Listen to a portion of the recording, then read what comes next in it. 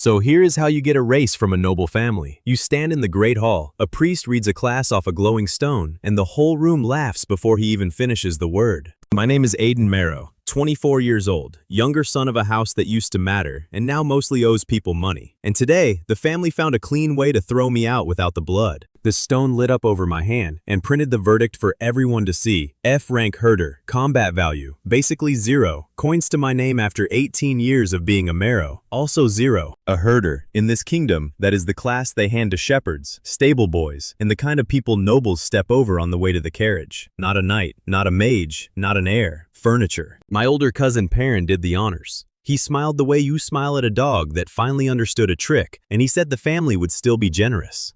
Generous. That word should have scared me more than it did. They rolled out my inheritance on a rope. One cow, old, white, ribs you could count from across the hall, a horn chipped at the tip. She blinked at the crowd like she was the one deciding whether we were worth her time. Perrin spread his arms for the audience. He said even a butcher would not pay copper for meat this stringy, so clearly the useless son and the useless animal deserved each other. The hall ate it up. You have to understand how this kingdom works. Your class is your whole worth here. A high class buys land, soldiers, a marriage, a seat at the table. A garbage class buys you a rope and a door. The stone had spoken, so as far as those people were concerned, I was already dead. My aunt did not look up from her wine. A cousin I taught to ride when we were kids found the ceiling very interesting.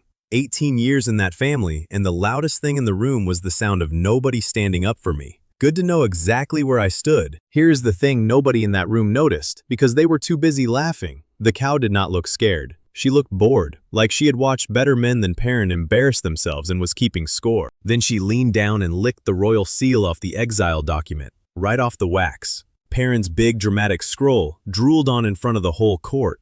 Somebody choked trying not to laugh at the wrong person. For half a second, the tip of her chipped horn lit up. A thin gold crack ran through it, there and gone, like a wire heating up under the bone. I saw it, nobody else did, and no helpful little window popped up to explain it. I did not argue. I did not cry about my noble name. Arguing with people who already won is just free entertainment for them, and I was done being the show. So I counted instead. 0 coins, 1 cow, 2 days of walking to the only place that would take a disgraced herder, my home village, Marrowfield, the one my mother left to marry up before the money ran out. I took the rope. The cow was already pulling before I decided to move, dragging me toward the north gate like she had somewhere to be.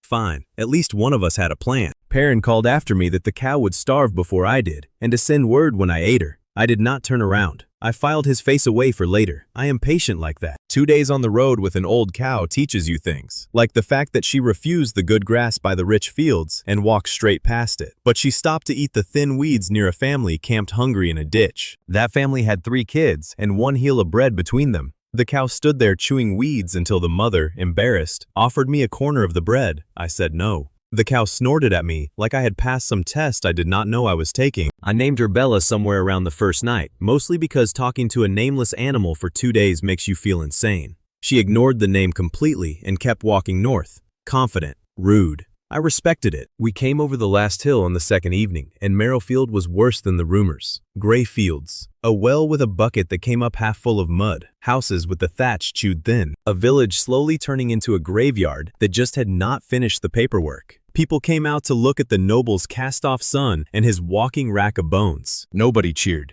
In a starving village, a new mouth is not a guest. It is a math problem, and everybody there could already do the math. A woman pushed to the front, sharp eyes, herb stains up to the wrist, sleeves rolled like she had not stopped working in a week. She looked at me the way you look at a bill you cannot pay. That was Mira. She did not bow. She did not welcome the young master home. She said we had no grain, no clean water, and no room for a Marrow who left as a boy and came back the moment it was fashionable to be poor, cold, fair, honestly. I said I did not come for a room. I came with a cow. She laughed at that, and it was not a nice laugh. She said a dry old cow was one more animal to feed in a place where the children were already eating bark soup. Then she said the name that changed the temperature. Neil, her younger brother, 12 years old, and he had not stood up in 4 days. She said it flat, not for pity, just so I would understand exactly what my 1 cow was worth here. Nothing. The village elders shuffled up behind her, a thin old man they called the starosta, and he agreed with everything Mira said, and none of the parts where she risked anything.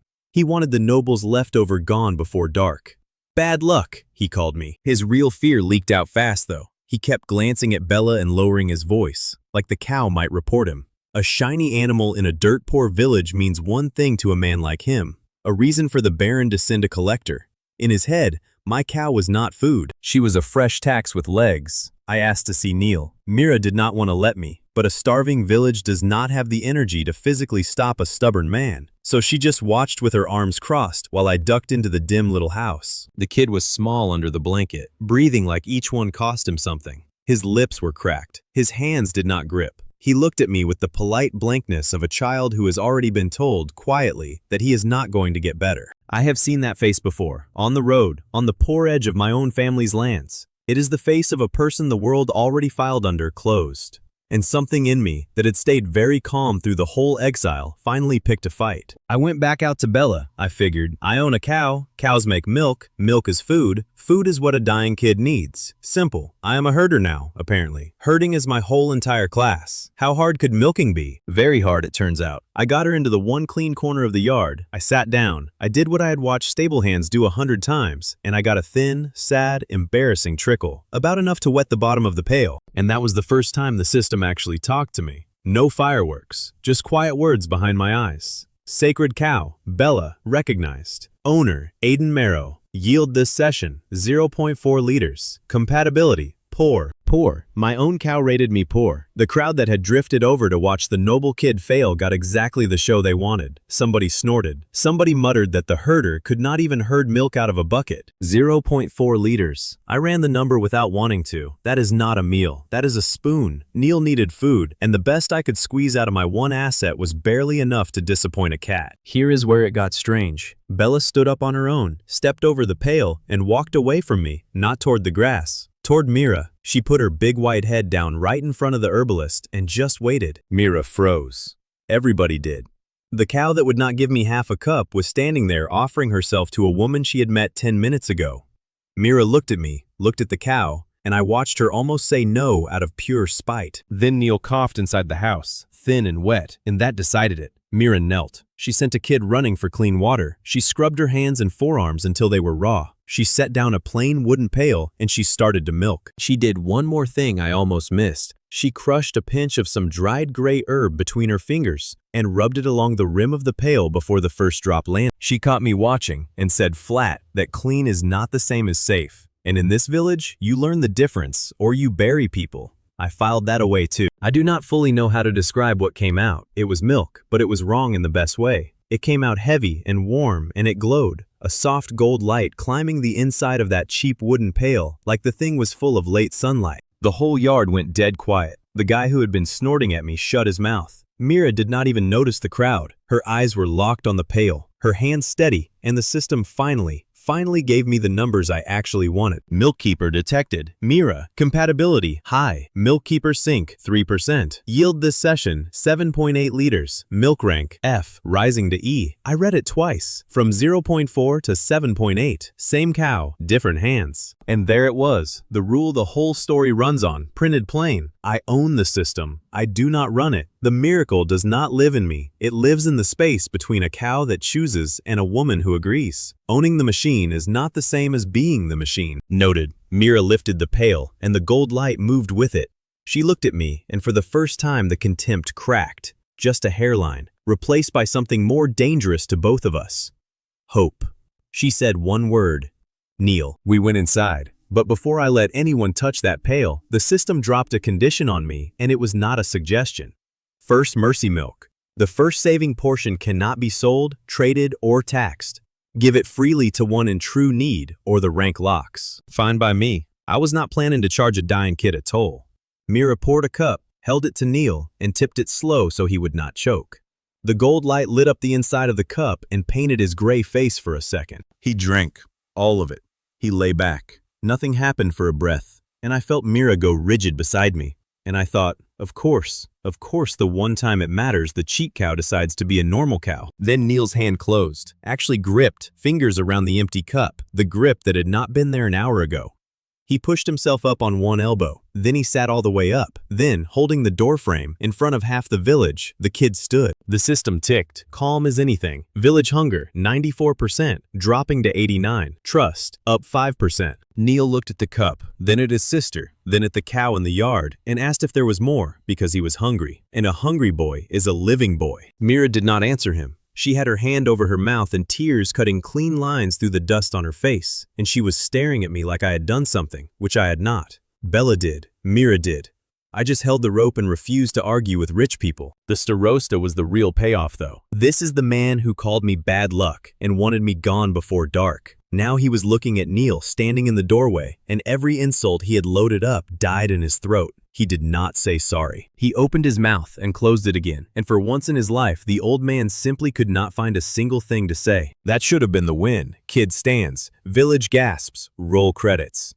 Except a starving village does not do quiet gratitude for long, because the second one child gets better, every parent in that crowd does the same math I did. 1 cow, 7 liters. A lot more than 7 mouths. The yard filled up fast. People pressing toward Bella, toward the pail, toward Mira, hands out, voices climbing over each other. A big man near the front reached past a smaller woman and grabbed for the cup in Neil's hands, and I got a fist on his wrist before he closed it. I knew his face, sort of. Marn, the smith, who used to shoe horses back when the village still had horses. Big hands, empty forge, 3 kids at home who had been eating the same bark soup as everyone else. He was not a bad man. He was a scared father, and scared fathers do not wait their turn quietly.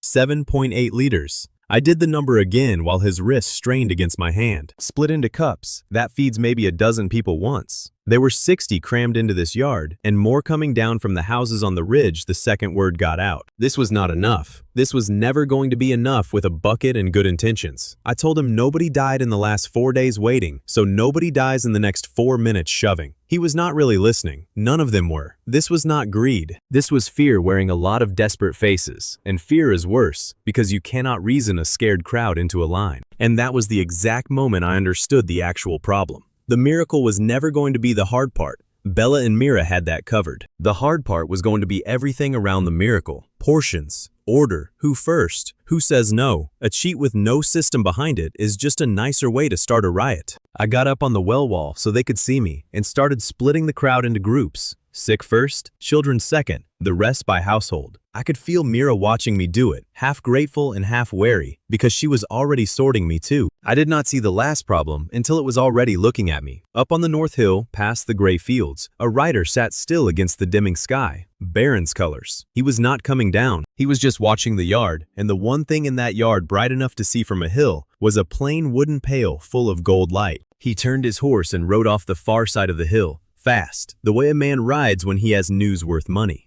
I stood on the well wall with a village pulling at my sleeves and a glowing pail behind me, and I did the math one more time. 1 saved kid, 1 growing crowd, and now 1 baron who just found out the poorest village in his tax rolls suddenly owns something that shines. Cool, very cool, welcome home. I did not sleep that first night. You do not sleep when 60 starving people know your cow glows, and there is exactly 1 of you standing between the pail and a stampede. So I stayed up and did the only thing I'm actually good at. I planned. By morning, the yard was already filling again. Same hands, same hungry faces, the ridge houses emptying down the path toward Bella, and the same fatal problem waiting for me in daylight. 7 liters, way more than 7 mouths. A miracle with no system around it is just a slower riot. Mira found me on the well wall doing sums in the dirt with a stick. She said the village would tear itself apart before noon, and did I have a plan or just noble confidence? I said both, actually. She did not laugh, but the corner of her mouth twitched, which for Mira is basically applause.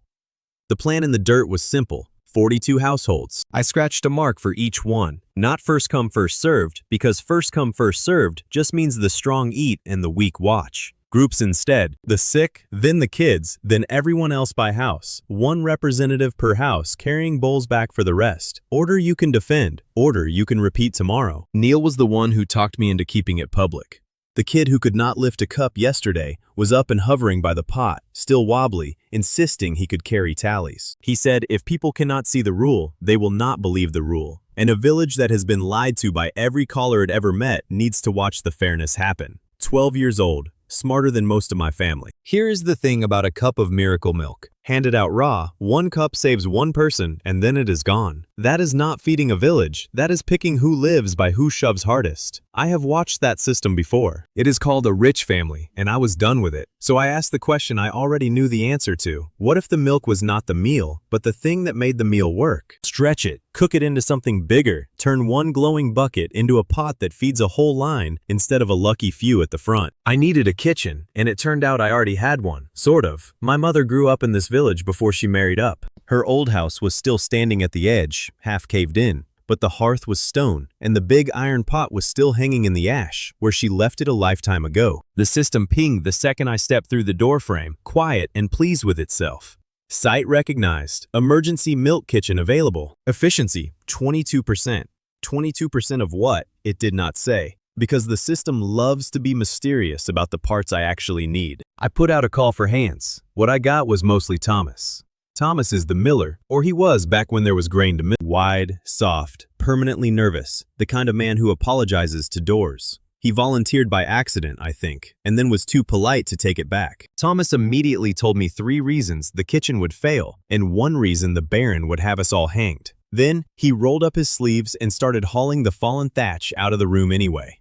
That is Thomas in one picture. Terrified of everything, quietly does the work regardless. We got the hearth cleared and the pot scrubbed while Mira brought Bella into the yard proper. And now, the harder half of the problem. Because you can build a kitchen in an hour, but you cannot make milk you do not have, and the crowd was not getting smaller. Mira milked. 7.8 liters again, same soft gold light climbing the wood, and the sink ticked up 1 point to 4% just from her doing it twice. But I watched Bella this time, really watched, and I did not love what I saw. Her flanks were pulling, her head hung a little lower than yesterday. The system agreed with my gut. Overuse risk, 18%, small number, but it was 0 yesterday, and I do not like counters that only move one direction. Bella is not a well. She is an old cow doing something that costs her, and I had exactly 1 of her. So the raw miracle had a ceiling, and we had already found it, which meant everything now rode on the second idea. Could the milk work cooked? Could you take the gold out of the pail, put it in a pot with water and whatever thin stores the village had left, and get food that still did something? First try was a disaster. I dumped the milk straight into boiling water with the last of the barley dust, and the gold light just died. It went out fast, and what was left was thin gray soup that helped nobody.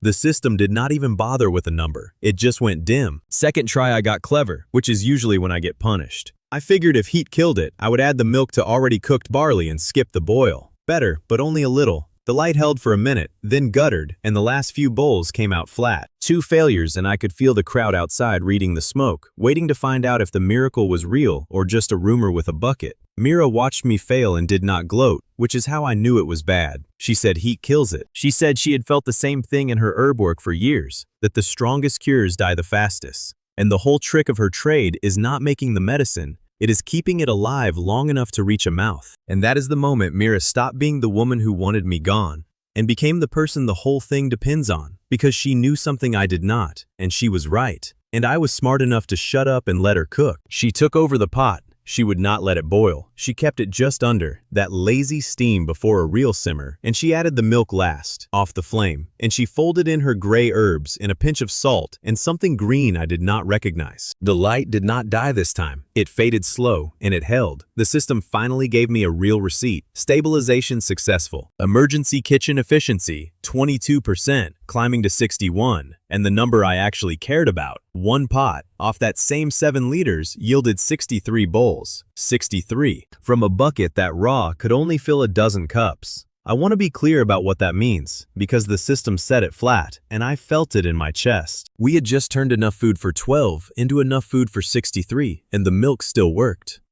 Weaker per bowl, sure, but a warm bowl that helps beats a full cup that only reaches the front row. Mira argued the dosage with me the whole time, and she won every round. I wanted it stronger, fewer bowls, bigger effect. She said stronger meant Bella milked twice as hard for half as many people fed, and had I not just watched that overuse number climb. She was thinking about the cow. I was thinking about the count. Both of us were half right, and her half was the one that kept Bella standing. Then Bella made the decision for both of us anyway. Halfway through the second milking of the day, she stopped, turned her big head, and lay down in the straw. Just folded up and refused. Mira went still, hands off her at once, and told me flat that we were done for the day whether the numbers liked it or not. The cow had said no. The system caught up a breath later. Overuse risk, 18% climbing to 29. I stood there, wanting one more bucket to beat the collector, and the winner, and the whole world. And an old cow lying in the dirt taught me the first real rule of this thing. Push the source too hard, and there is no miracle at all. Just a tired animal, and a village back where it started. We ran the line at midday off what we had. Sick first, the way I said it yesterday. Children second, then by household. Thomas kept the order, which is hilarious, because Thomas is scared of confrontation. So he enforced the queue by apologizing so hard at line cutters that they felt too guilty to keep pushing. It worked better than a spear would have. Marn was in that line, the smith who grabbed for Neil's cup yesterday. He came up shamefaced, would not meet my eye, took his household's bowls in those big empty hands. He said nothing. Then he set 2 of the 4 bowls aside for families further back, who had no one strong enough to stand in line. The man who shoved yesterday was rationing himself today. That is what a full stomach and a fair rule buys you. Neil kept the tally for that, marking which households had carried bowls back to whom. And when Marn set his 2 aside, the kid wrote it down proud, like generosity was a number worth counting. It was, actually. It was the first number in my ledger that had nothing to do with milk. Worker stamina, up 35%, the system said, as men who had been chewing bark for a week ate a real bowl and stood up straighter. Trust, 5% climbing to 14. Slow, but it was climbing, and yesterday it did not exist, and you build a village on numbers that go the right way. Then came my favorite part of the whole day, the starosta.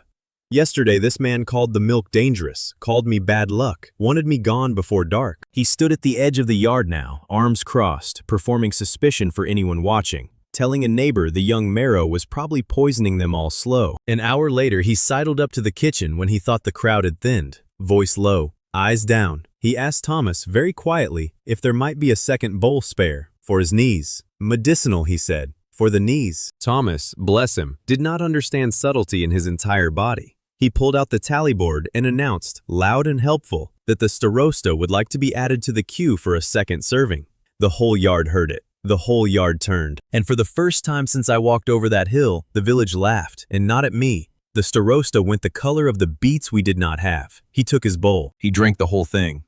Pride is a luxury, and starvation had put it well out of his price range. And everybody in that yard knew it because 2 weeks ago they had made the same trade. I let it land and did not rub it in because a man who has to eat his words tastes them fine on his own. That is the trick with a quiet win. You set it up, you let the room do it for you, and you do not need to add a single line. The bowl said everything. For about 10 minutes, standing in the smoke of my mother's old hearth, with 63 fed people and a starosta too full to insult me, I let myself feel like maybe this was going to be manageable. Rookie mistake. The story does not let you feel that for long. Thomas found the first crack. He came in white-faced, which for Thomas is a strong signal since he starts most days pale. The wood pile was gone, not low, gone. We had burned through the village's last real firewood, keeping that pot at exactly the temperature Mira needed. And there was no more, because starving people burn their fences before they starve. I ran the math, and it was ugly. No wood, no controlled heat. No controlled heat, no stabilized milk. No stabilized milk, we are back to a dozen cups and a stampede. The whole kitchen, the whole system, sat on top of a woodpile we had just used up in a single afternoon. One good day had spent tomorrow. Mira caught the look on my face. She did not soften, exactly, but she stopped treating me like a problem for 1 second.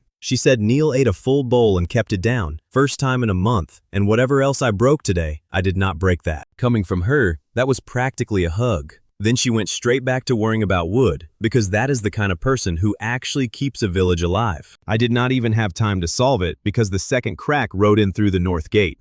A collector. Baron's colors, same as the rider on the hill, a fat ledger under his arm and 2 bored guards behind him. He did not draw a weapon. Men like him do not need to. The ledger is the weapon. He introduced himself as Call, the Baron's assessor, and he said the name like it was a title worth something. One of his guards was a local boy, I could tell, because he would not look at the villagers he grew up next to. The other just leaned on the gatepost chewing a stalk, waiting to be bored somewhere else. Call walked straight past the fed, laughing villagers to the kitchen, sniffed at the pot, and opened his book. He said he was here to assess the new productive asset in the Baron's territory. He meant Bella. Then he smiled at the line of people holding empty bowls and said the part that made the whole yard go silent. He said free food was lovely, charitable, admirable even.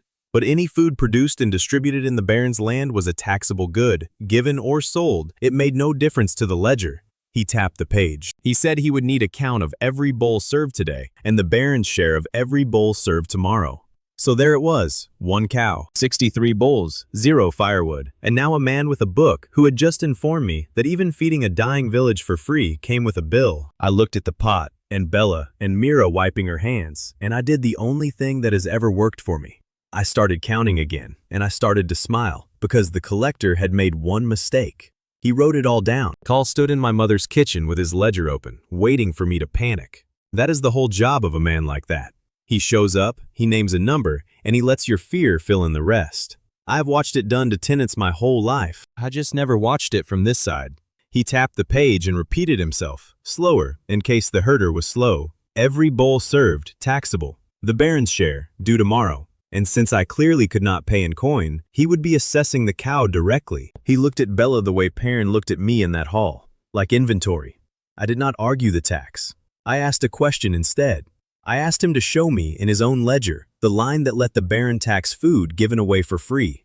Not sold, given. He flipped pages, confident, then less confident, and landed on some clause about productive assets, and started reading it like it settled things. While he read, I made a decision. If this man wanted to assess the milk, fine, let him assess it. I told Mira to pour the collector a cup so the Baron's office could see exactly what they were taxing. Mira did not move. She set her jaw and told me, low, that she milks for the hungry, not for a man with a ledger, and she was not about to hand the collector a cup so he could put a price on Neil's medicine. She meant it. She would have walked away from the pail right there rather than serve him. So I told her the rule, the part I had only just worked out myself. I said pour it precisely because he is greedy. Let him drink. Let the milk do to him in public what no law can. I said trust me once, and if I am wrong, you never pour for anyone I point at again. She studied my face for a long second, decided I was not lying, and milked a fresh cup. She set it in front of Cole like she was placing a bet. Bella, meanwhile, had wandered over and was calmly eating the corner of Cole's ledger. Just the bottom pages, the ones with the seizure clause. She chewed slow, watching him, absolutely unbothered, a 900-pound cow editing his paperwork with her mouth. He snatched it back with 2 fewer pages than he came in with. Nobody helped him. Here's what Call did not know, because I only half knew it myself. The system had been quietly building a rule under all of this, and it printed it now, plain behind my eyes. No greed rule. Milk taken to hoard, to sell the first saving portion, or to profit off need, curdles. It does not feed, it judges. Call picked up the cup. He was not thirsty. He was making a point, drinking the village's miracle in front of the village to show them who owned it. He tipped it back, and the whole yard watched their assessor drink the gold light, and for 1 second his face said it was the best thing he had ever tasted. Then it turned, right in his mouth. I watched his throat work and stop, watched his eyes go wide, and he doubled over the table and spat a mouthful of something curdled and gray back into the cup. The gold was gone. What was left looked like milk left out for a week in summer. Sour, spoiled, wrong. The system was cheerful about it. Greed compatibility, 0%. The same pail, the same cow, the same hands. Poured for a hungry child, it glows. Poured for a man collecting a tax on the starving, it rots on his tongue. Nobody made that happen. The milk decided. The yard saw all of it. Marn the Smith, front of the line, went from tense to openly grinning. An old woman near the pot crossed herself. The starosta, who yesterday called the milk dangerous, watched the collector spit gray sludge and had the good sense to say nothing, because his own bowl from yesterday had gone down gold and easy. The village was learning the rule faster than I could explain it. The milk is not a thing you take. It is a thing you earn by why you want it. I made a note to myself in that moment, and it turned out to be one of the most important ones. This rule is a shield and a leash at the same time. It protects us from being robbed. It also means I can never let this operation get greedy, because the day we start selling the first cup to the desperate, the milk will judge us exactly the way it judged Call. The system was not just a cheat, it was watching me too. Call came up gagging, and now he was angry, which is the worst thing a man like that can be in public, because angry men explain too much. He shouted that the milk was poisoned, that this was proof, that the whole operation was a fraud, and he would have Bella seized as a hazard right now. And that is when a voice from the gate said, calmly, that seizing a private animal on a fraud claim required a signed magistrate order, which he did not have. It also needed a hazard assessment from a licensed assessor, which he was not. And would he like the statute read to him, or would he prefer to keep guessing? Everyone turned. A woman stood at the gate, gray at the temples, plain dark coat, a satchel of papers on her hip that she carried like most people carry a knife. She did not hurry. She walked in like she already owned the argument and was just here to collect it. That was Greta, former tax scribe for the Baron's own chancery, 31 years old, fired 18 months back. I would learn later she was fired for the crime of writing down what the Baron actually took versus what he was allowed to take. Honesty is a firing offense in a place like this. She had been quietly furious about it ever since. Greta did not care about the miracle. She had heard about the glowing cow like everyone in 3 villages. And she told me flat, she came to watch the Baron overreach and lose, because that is her idea of entertainment. Then she opened her satchel, and she went to work, and I stopped underestimating her immediately. She asked Call for his assessment license. He did not have it on him. She asked for the magistrate order authorizing seizure. He did not have one. Greta made me a promise that night that mattered more than any law she read aloud. She said a village that gives food away will always be hunted by men with ledgers, so the only real defense is a ledger cleaner than theirs. She started a book that recorded every free bowl, every sale, every scrap of firewood, dated and witnessed, so exact that no collector could ever invent a debt we could not disprove. It was slow, dull, unglamorous work. It was also the wall the Baron would break himself against for the rest of this story. Greta did not build a shield out of magic. She built one out of arithmetic and spite, which are much harder to burn. She asked which clause taxed donated food, and when he pointed at his productive asset line, she smiled the way a wolf smiles, and asked him to read the clause directly above it. He would not, so she did, loud, for the whole yard. The clause above said, in old formal language, that food given without price to persons in genuine need was exempt from levy under the Free First Feeding Act, an actual law. A real, signed, buried law that the Baron's office had been quietly ignoring for a generation because nobody in these villages could read well enough to catch them. Greta explained it the way you explain a card trick after it lands. The Baron did not break the law. The Baron just relied on nobody being able to read it. Every collector for 20 years had taxed donated food, and every village had paid because the exemption was printed once in a records hall 2 days' walk away in language written specifically so farmers would give up halfway through the first sentence. She had copied it out herself years ago, on the job.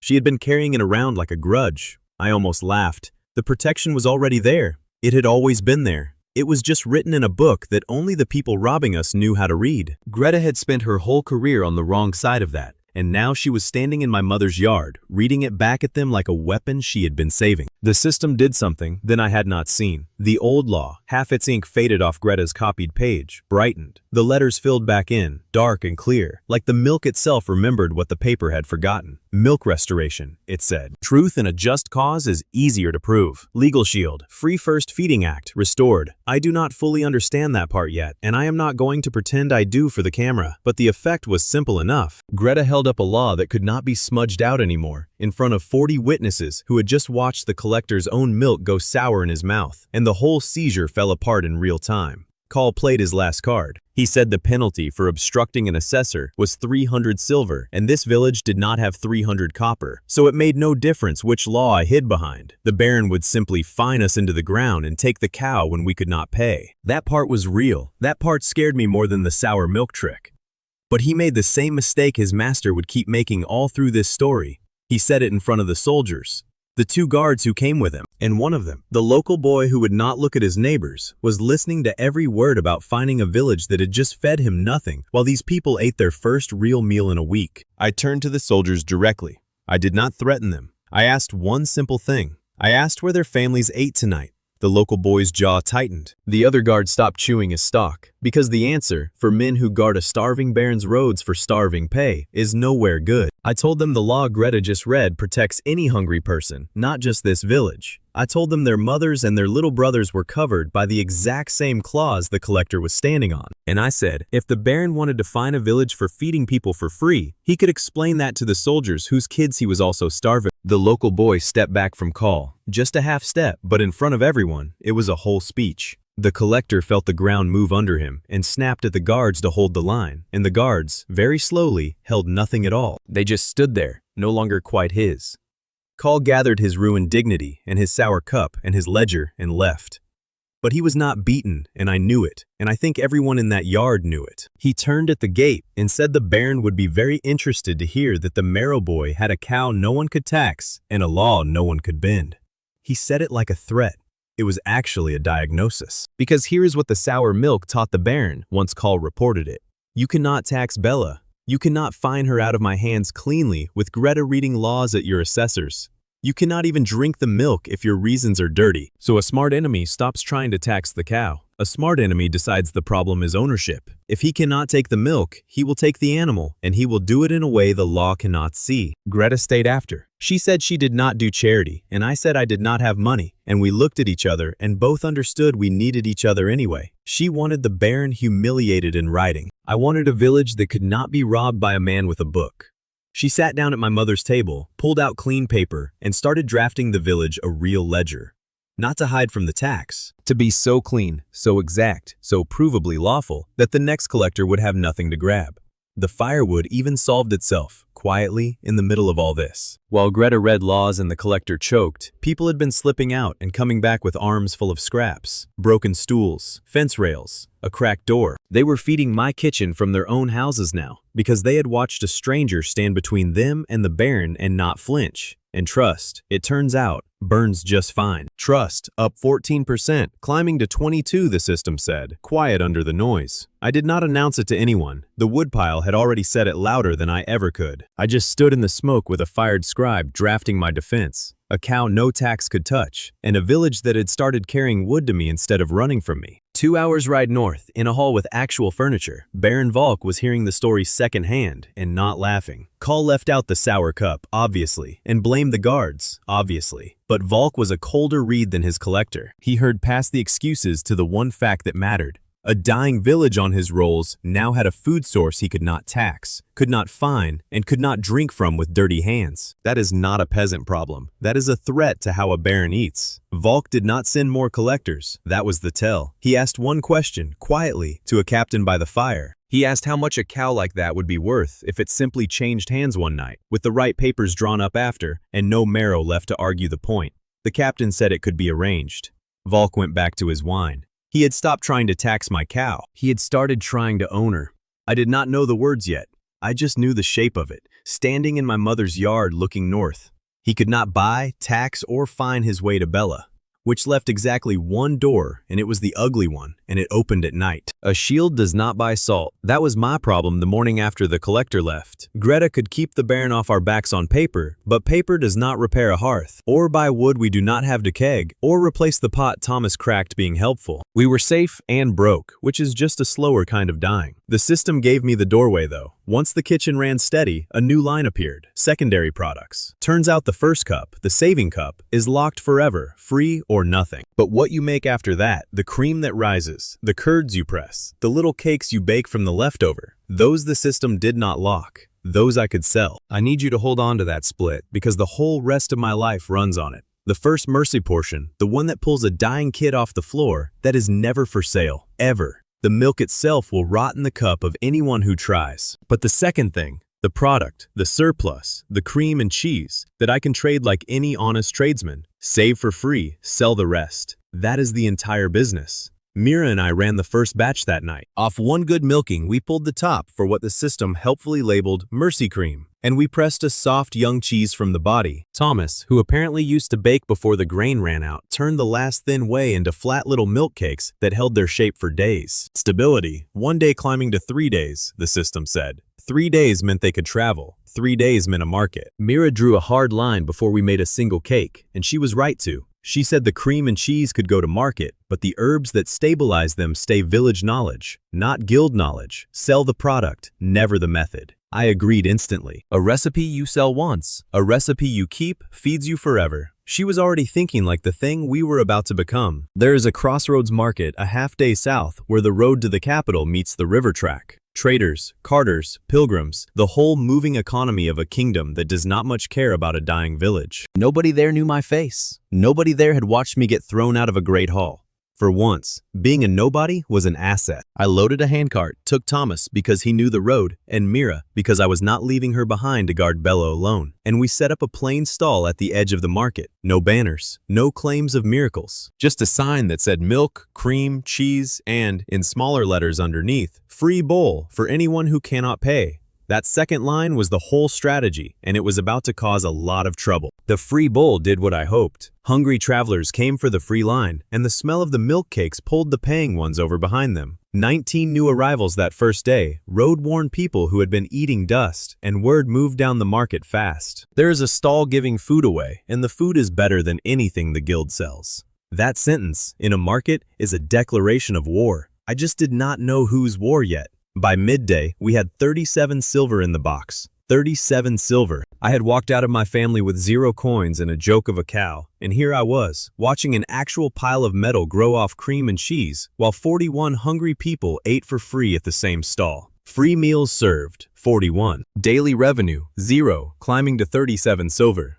The two numbers grew together, and that is the part nobody in that market could understand. Because a merchant's whole brain says those two numbers fight. Give food away, you lose money. Charge more, you feed fewer. Every trader at that crossroads lived by that rule. And here was a nobody watching both numbers climb at once, feeding the poor with one hand and out-earning the guild with the other. And it broke something in the local market that had been quietly rotten for a long time. That is when she showed up, Lyra. Merchant's daughter, 24, dressed a full class above everyone at that crossroads, walking the aisle like she was appraising it for demolition. She had a trade stone on a chain, the little enchanted crystal the guild uses to grade quality, and she was using it on my cheese before she even said hello. She introduced herself by insulting me, which I have come to understand is how merchants say they respect you. She said the free bowl gimmick was cute but unsustainable, that I was clearly a lucky farmer who stumbled onto a good cow, and that her family, the Golden Horn Guild, was prepared to be generous. There was that word again, generous.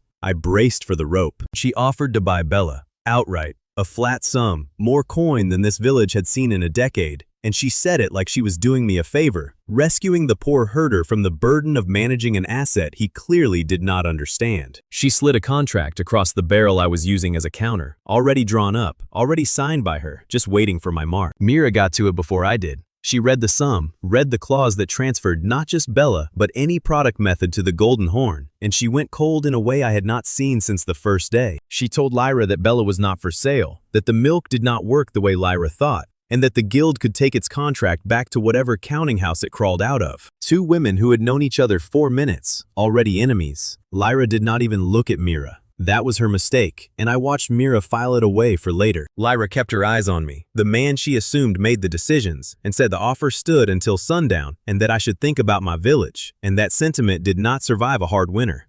It was a good speech. It would have worked on someone who had not already been thrown away by richer people than her. Then Bella settled the negotiation herself. While Lyra was mid-sentence about market realities, Bella leaned over the barrel, took the corner of that carefully drawn contract in her mouth, and ate it. Calmly, all of it. Chewed it up in front of the guild air like it was a nice bit of hay. Lyra stopped talking. Thomas made a sound like a kettle. For one glorious second, the future of the Golden Horn Guild was being digested by an old cow. But here's where Lyra earned my actual attention, and why I never wrote her off as just a villain.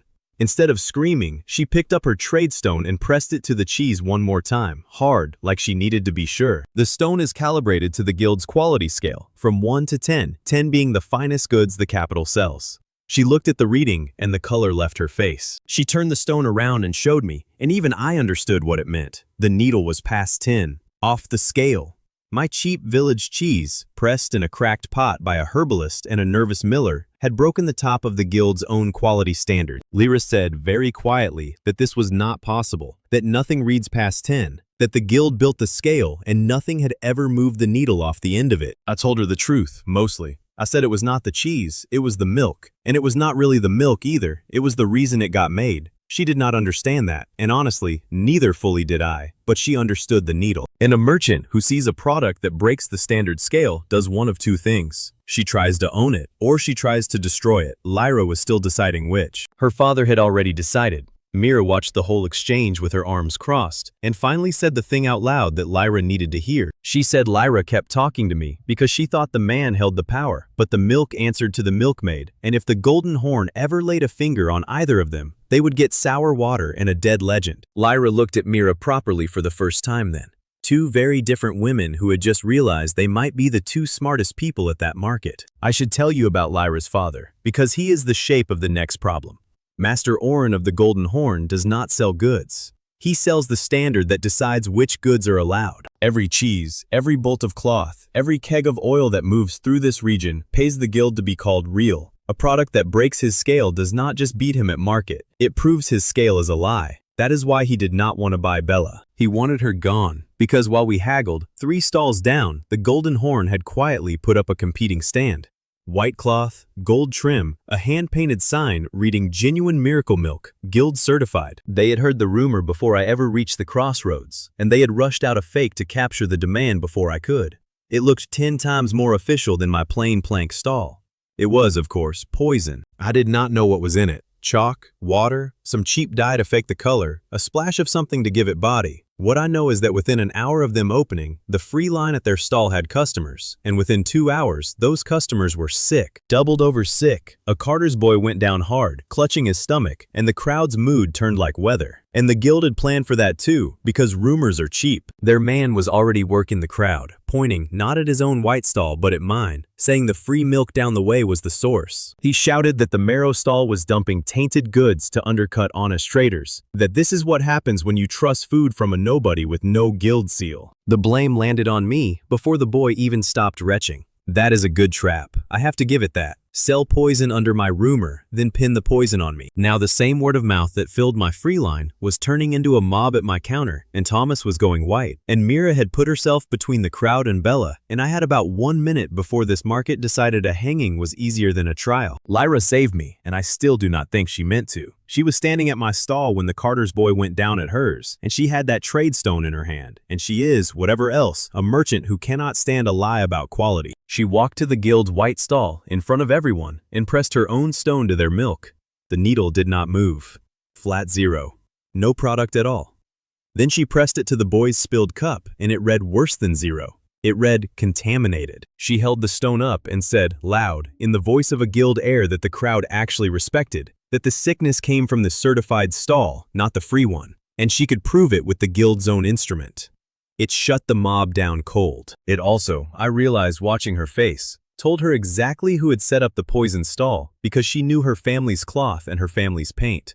The horror creeping into her expression was the horror of a daughter recognizing her father's handwriting on a crime. We treated the sick boy with a real cup, the free one, the saving one, and it glowed gold going down, and the kid was sitting up within minutes, which did more for my reputation than any speech. Public trust surged. The whole market watched the poison guild milk fail, and the free village milk saved the very boy the guild tried to kill me over. That is a comeback you cannot buy. The guild bought the opposite by accident. I want to be honest about what saving that boy cost, because it was not free even when it looked like a clean triumph. Mira had milked twice already that day for the market, and the rescue cup came out of a cow who was tired, and I watched the overuse number tick up while I was busy enjoying the crowd turning on the guild.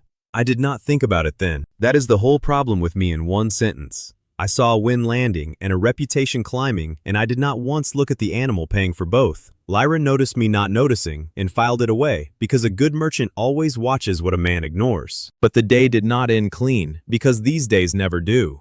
As we packed the cart in the dark, Lyra came to me alone, away from Mira, and she was not selling anymore. She was scared. She said her father did not lose gracefully, that the poison stall was a rushed improvisation, and the real plan was already moved. She said the Golden Horn had decided, days ago, that if they could not buy the cow, they would take her, and that her father had hired men, quiet men, and that they were riding for Marrowfield tonight while I was stuck a half-day south at a market. I asked her why she was telling me. She did not have a clean answer. She said something about the needle going past 10, about not wanting to be the guild that murdered a village over cheese, about being tired of her father's version of generous. Then she said the part that turned my blood to ice. She said they were not just coming for Bella. Somebody had figured out that Bella alone gives almost nothing. Somebody had figured out they needed Mira too. And I was here, and they were there, and the cart was slow, and the night was already black.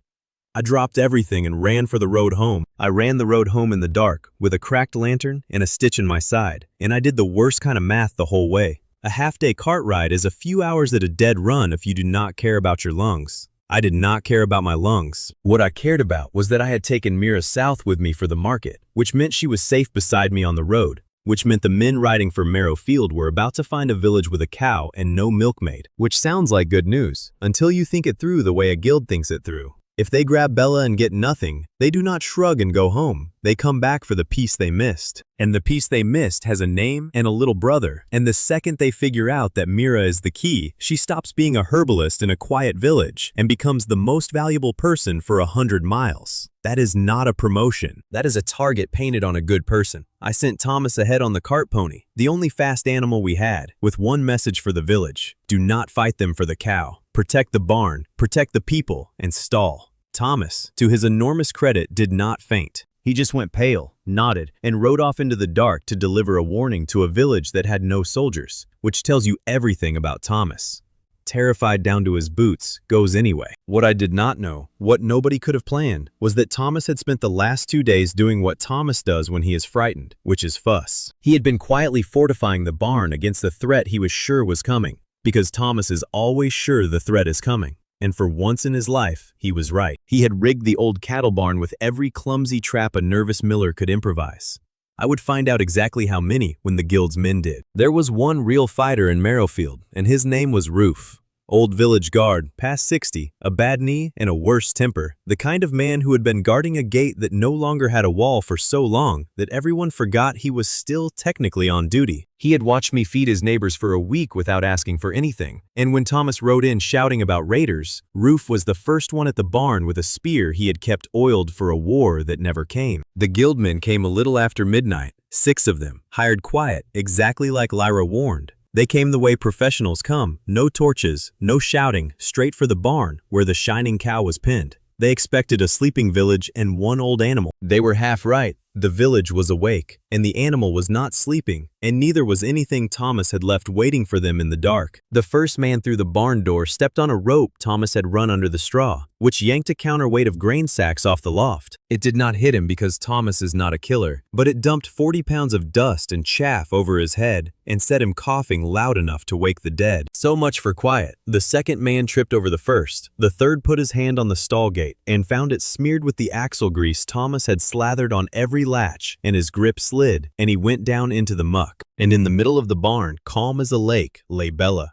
She had planted herself square in the doorway of the inner pen, all 900 pounds of her, chewing, watching 6 armed men trip over a nervous miller's traps. When the lead thief finally got to her and pulled on her lead rope, she did not spook and she did not bolt. She simply did not move. You cannot drag a cow that has decided to be furniture. They pulled. She chewed. It was the least dramatic standoff in the history of theft, and it bought us everything. Because while 6 men wrestled a cow who refused to acknowledge them, Roof and half the village closed the barn doors behind them. Marn the smith was there, and the men who had eaten at my kitchen, and they were not soldiers. But there were 30 of them, and they were angry, and they had pitchforks, and more importantly, they had a reason. These men had been robbed their whole lives by people exactly like the ones now stuck in their barn. Tonight, the arithmetic was finally on their side. I got there as it was ending, lungs on fire, and I did not throw a single punch, which the system apparently noticed and approved of. The village had it. The guild's quiet men were roped and coughing in the straw, buried under grain dust and grease and their own bad assumptions, guarded by a 60-year-old man with a spear and a smith who had decided he was done being afraid. Nobody died. Nobody even bled much. Thomas had turned a robbery into a farce, and a farce is a much better outcome than a fight when your side has no weapons. The system finally caught up to the night. Protected milking zone, integrity 0 climbing to 37%. The barn was becoming something more than a barn. The words meant that the place where Mira milks Bella was now defended ground, harder to steal from, harder to spy on. And it had unlocked because the village chose to guard it, not because I built a wall. Trust builds the wall. I was starting to understand the pattern. The system rewards the thing after the people have already done it for free. Then it printed something new, and this one stopped me cold. Class, stirring milk, unlocked. Craft awakening rate, 0 climbing to 4%. I did not know what it meant yet. What I understood was that defending Bella had changed her milk, had added something to it, some property that had not been there when she was just a cow that made food. The village had fought for the source of their lives, and the source of their lives had answered by offering them something more than food. I filed it because right then I had prisoners and a bigger problem to sort. There was a small sign of it even that night, if I had known to look. Roof, sitting by the barn with his spear, drank a cup of the fresh milk to steady himself, and afterward, he flexed his bad knee, the one that had not bent right in 10 years, and it bent. Just a little. He did not say anything. An old soldier does not make a fuss, but I caught him testing it in the firelight, opening and closing that stiff joint like he had gotten a piece of himself back. The milk had started doing something to people that went past a full stomach. I would not understand the whole of it for 2 more parts. I have to give Roof his moment here, because he earned it. This is a man the village had quietly written off as a relic, a guard for a gate to nowhere, and for years he had accepted that, guarding his useless gate out of pure stubbornness. Tonight he had led 30 farmers with pitchforks against 6 armed professionals and 1 without a death. And when it was over, he stood a little straighter, and the men who used to nod past him now clapped him on the shoulder. You gave a forgotten man a wall worth guarding, and he remembered how to be a soldier. That is a trade the Baron will never understand. I questioned the guildmen, and here's where the whole night sharpened into something serious. Because as I worked out who hired them and why, one of them, trying to save his own skin, told me the part of the plan I dreaded. They were not only sent for the cow. Their orders, if the cow gave nothing, were to take the herbalist. Someone had done the reading. Someone had put together that Bella alone yields almost nothing, that the milk only truly turns for Mira, and that a cow without its milkmaid is just expensive beef. The Golden Horn now knew Mira was the real prize. I looked at Mira, standing in the barn door with her brother's hand in hers, and I watched her understand it in the same second I did. She had spent her life invisible, a village herbalist nobody important cared about, and in the span of one night, she had become the most hunted person in the region. She did not cry, and she did not panic. She got quieter, which with Mira is worse. She looked at me and said, flat, that she did not agree to be a treasure to be stolen, and that if I ever treated her like the cow, an asset to be guarded, she would walk, milk or no milk. I heard her. I said I knew. I was already, quietly, doing exactly the thing she warned me against, and it would take me half this story to learn why that was a mistake. We sent the guildmen back with a message, and here's where it turns, so let me set it up right. Master Orn of the Golden Horn expected one of 2 reports. Either his men returned with a glowing cow, or they did not return, and he assumed something went wrong quietly. What he got instead was all 6 of his hired professionals delivered back to the guild road, alive, unharmed, tied to their own horses, each one carrying a neat written inventory in Greta's precise hand. A list. Names, wages paid, orders given, the whole operation itemized like a delivery receipt. Greta had insisted on that part, and I have never loved her more than in that moment. She said, do not just beat them, document them. A dead thief is a mystery a baron can spin. A live thief carrying a signed accounting of his own crime is a liability nobody can explain away. So Oren did not get his cow. Oren got proof, in writing, that his guild had hired armed men to raid a lawful village protected under the Free First Feeding Act, and he got it delivered to his own doorstep by the very men he paid to be discreet. That is not losing a cow. That is handing your enemy a rope and asking him to save it for your neck. I heard later how that morning went in the guild counting house, and I would have paid silver to see it. Master Oren found his 6 professionals tied to their own saddles in his courtyard at dawn, each with Greta's neat receipt pinned to his coat, in full view of every clerk and carter arriving for the day's business.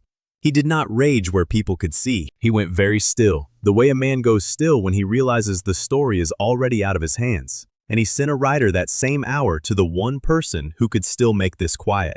The Baron. Baron Valk read the guild's message and, for the first time, stopped treating me as a village nuisance. 2 failed grabs now, attacks that curdled, a raid that came home in ropes. He was a patient man and a cold one, and he did the thing patient, cold men do when brute force keeps embarrassing them.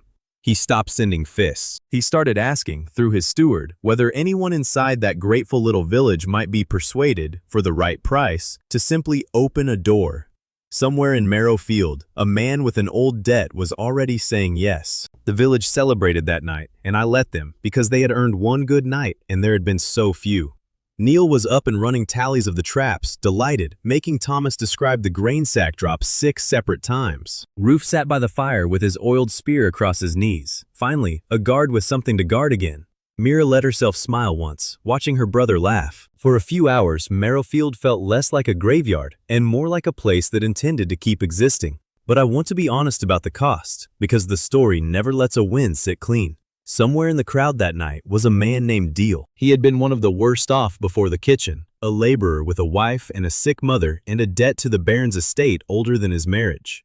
I had fed his family. I had watched his mother take the free bowl, and that night, while the village celebrated, Deal slipped away toward the North Road because the Baron's steward had found him a week ago and made him an offer. And a man with a debt older than his marriage does not have the luxury of loyalty. I did not know it yet. That is the cruel part of a traitor seed. You feed a man, you save his mother, and he still sells you. Not because he hates you, but because someone else got to his fear first. Dill carried north the one fact that turned this from a village squabble into something the whole kingdom would eventually fight over. Not that the milk was real, they already suspected that. He carried the confirmed answer to the question the guild had only guessed at. It is not the cow. It is not even the milk. It is the woman. Get Mira, and you get everything. The system, which does not do sentiment, gave me the honest ledger of the night before I slept. Protected milking zone, 37%. Milk keeper, threat level, marked. Class stirring milk, unlocked. Effect unknown. Craft awakening rate, 4%. Trust, climbing. It was a good night by every number except the one the system could not see. The one riding north in the dark, in the pocket of a man I had fed. I stood watch at the barn myself until dawn, because I did not trust the quiet, and I was right not to.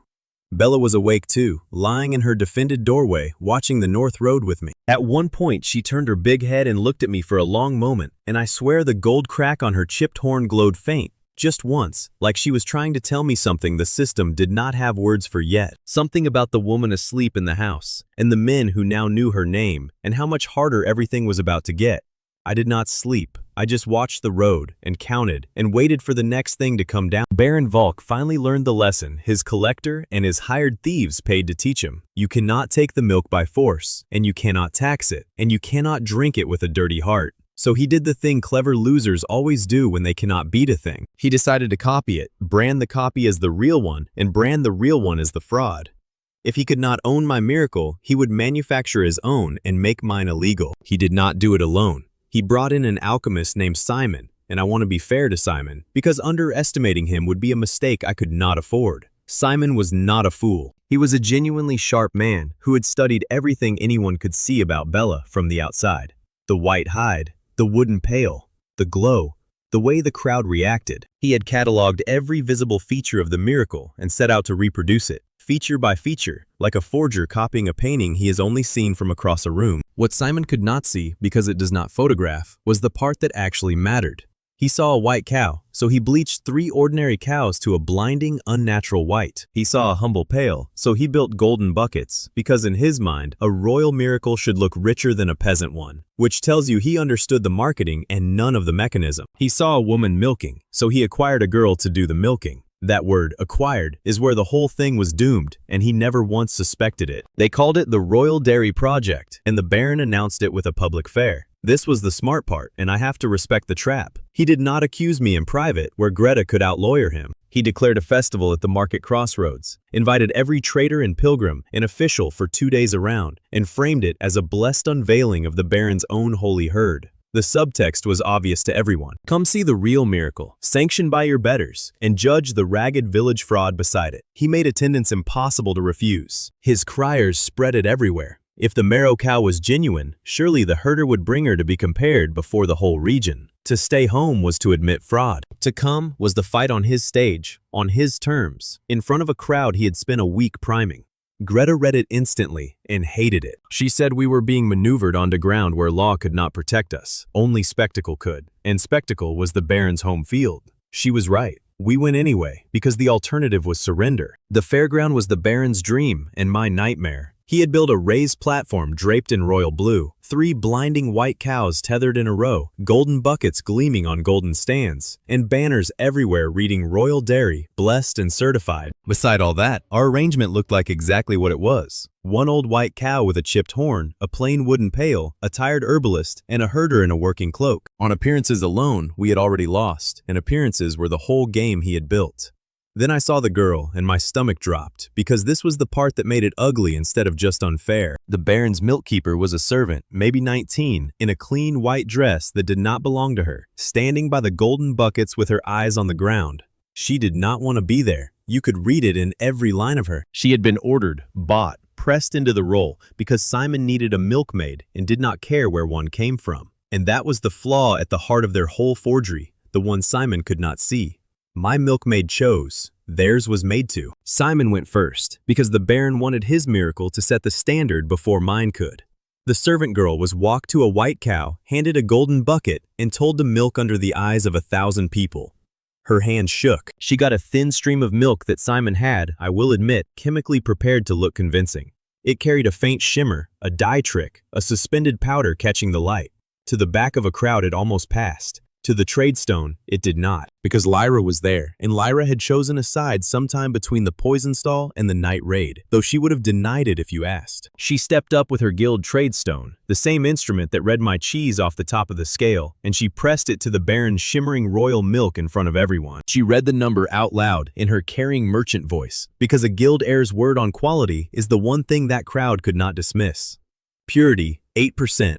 And falling. 8%. The Baron's certified royal miracle scored 8% on the guild's own scale, and the number was dropping as the crowd watched, because whatever Simon had suspended in that milk was already separating, already turning. The shimmer curdled into a scum.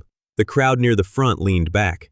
Simon's face went tight, and he did the thing a proud, clever man does at exactly the wrong moment. He insisted his product was fine, and to prove it, ordered the free samples handed out to the crowd to demonstrate the blessing. Golden buckets, ladled into 100 waiting cups. People drank. Then it was my turn, and I did the opposite of a show. I did not make a speech. I just nodded to Mira, and Mira washed her hands the way she always does, and rubbed her gray herb along the rim of our plain wooden pail the way she always does, and knelt by Bella and began to milk the way she always does.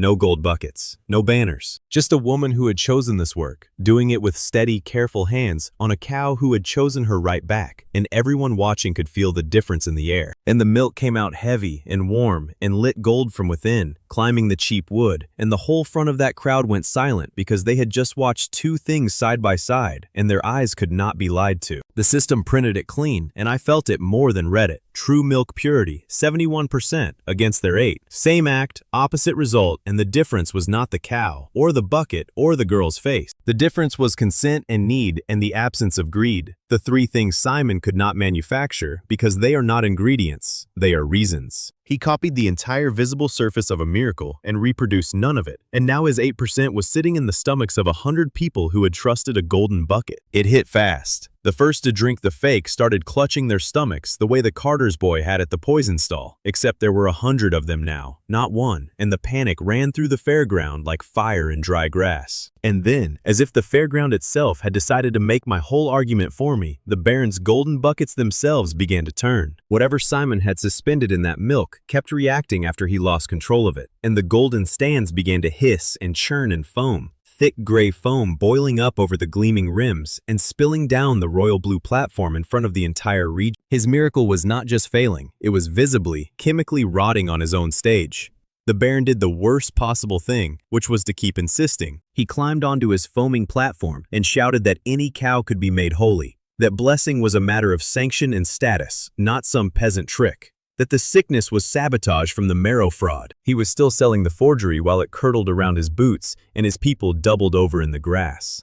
It is one thing to lose. It is another to stand in the wreckage of your own lie and blame the man whose milk is about to save the people you poisoned. Because that is exactly what happened next, and it is the payoff the whole part was built toward. The sick were everywhere, 100 people down and more falling, and the Baron's alchemist had no cure because you cannot cure a poison you pretended was a blessing. So Mira moved. She did not ask permission. She started pouring the real milk, the free milk, the saving cup into every sick mouth she could reach, and the system lit up with a new function I had never seen. Purity test. True milk, given freely to one harmed by a false copy, draws the poison out. The gold went down their throats and the gray came up, and person after person sat up gasping and clean. But it cost her, and I was the only one watching closely enough to see it. 100 people is not a village line at a kitchen. Every cup she poured pulled from Bella, and Bella had already been milked once that morning, and I watched the overuse number I had learned to fear start climbing as Mira worked.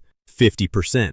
60. Mira's own hands were going gray with exhaustion, and she would not stop, because there were still people on the ground, and she is not the kind of person who stops with people on the ground. I had to physically move to the last few myself, carrying cups so she would rest before she and the cow both gave out. I noted it, and then I did the stupid thing I do, which is noted as a system limit instead of as my friend nearly working herself to death. That habit was going to cost me everything in a few parts. It was already starting here.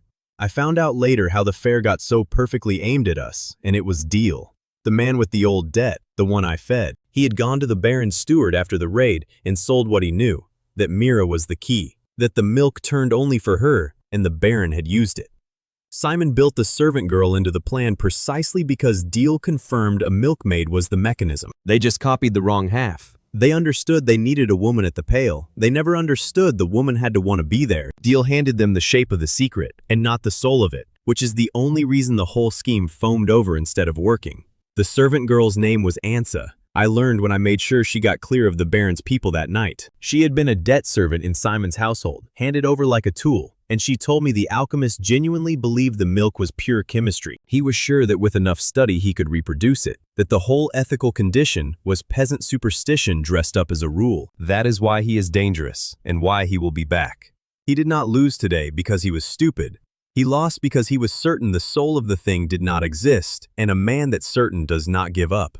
He goes back to his workshop and refines the copy. I need you to sit with the picture the crowd was looking at, because it decided everything that came after. On the raised royal platform, golden buckets foaming over, a baron shouting about sanction while his blessed milk rotted. On the grass below, a tired herbalist in a plain dress, kneeling in the mud, pulling poison out of 100 people 1 cup at a time, with milk from a chipped horn cow. The whole region watched the difference between a thing that looks like a miracle and a thing that is one. You cannot buy that contrast. The baron built it himself and handed it to me. The servant girl was the quietest part and the one I keep thinking about.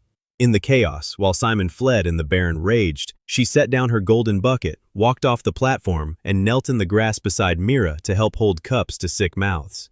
Nobody made her. For the first time all day, her hands did not shake. She had been acquired to fake a miracle, and given one honest thing to do, she chose it instantly. I made sure, later, that she had somewhere safe to go. The Baron's forgery gave me a poisoned crowd. It also gave me her. When the fairground finally calmed, the system marked the day with the thing I had been building toward without knowing its name. Village rank, dying hamlet, rising defeating village. Public trust, surging past anything the numbers had shown before. Marrowfield was not a rumor at a crossroads anymore. It was a place with a public status, a name people said with respect instead of pity. A village that fed the region and had just, in front of 1,000 witnesses, out-miracled a baron. I should have felt only triumph. I felt the cold thing underneath it instead, because I have learned how this works.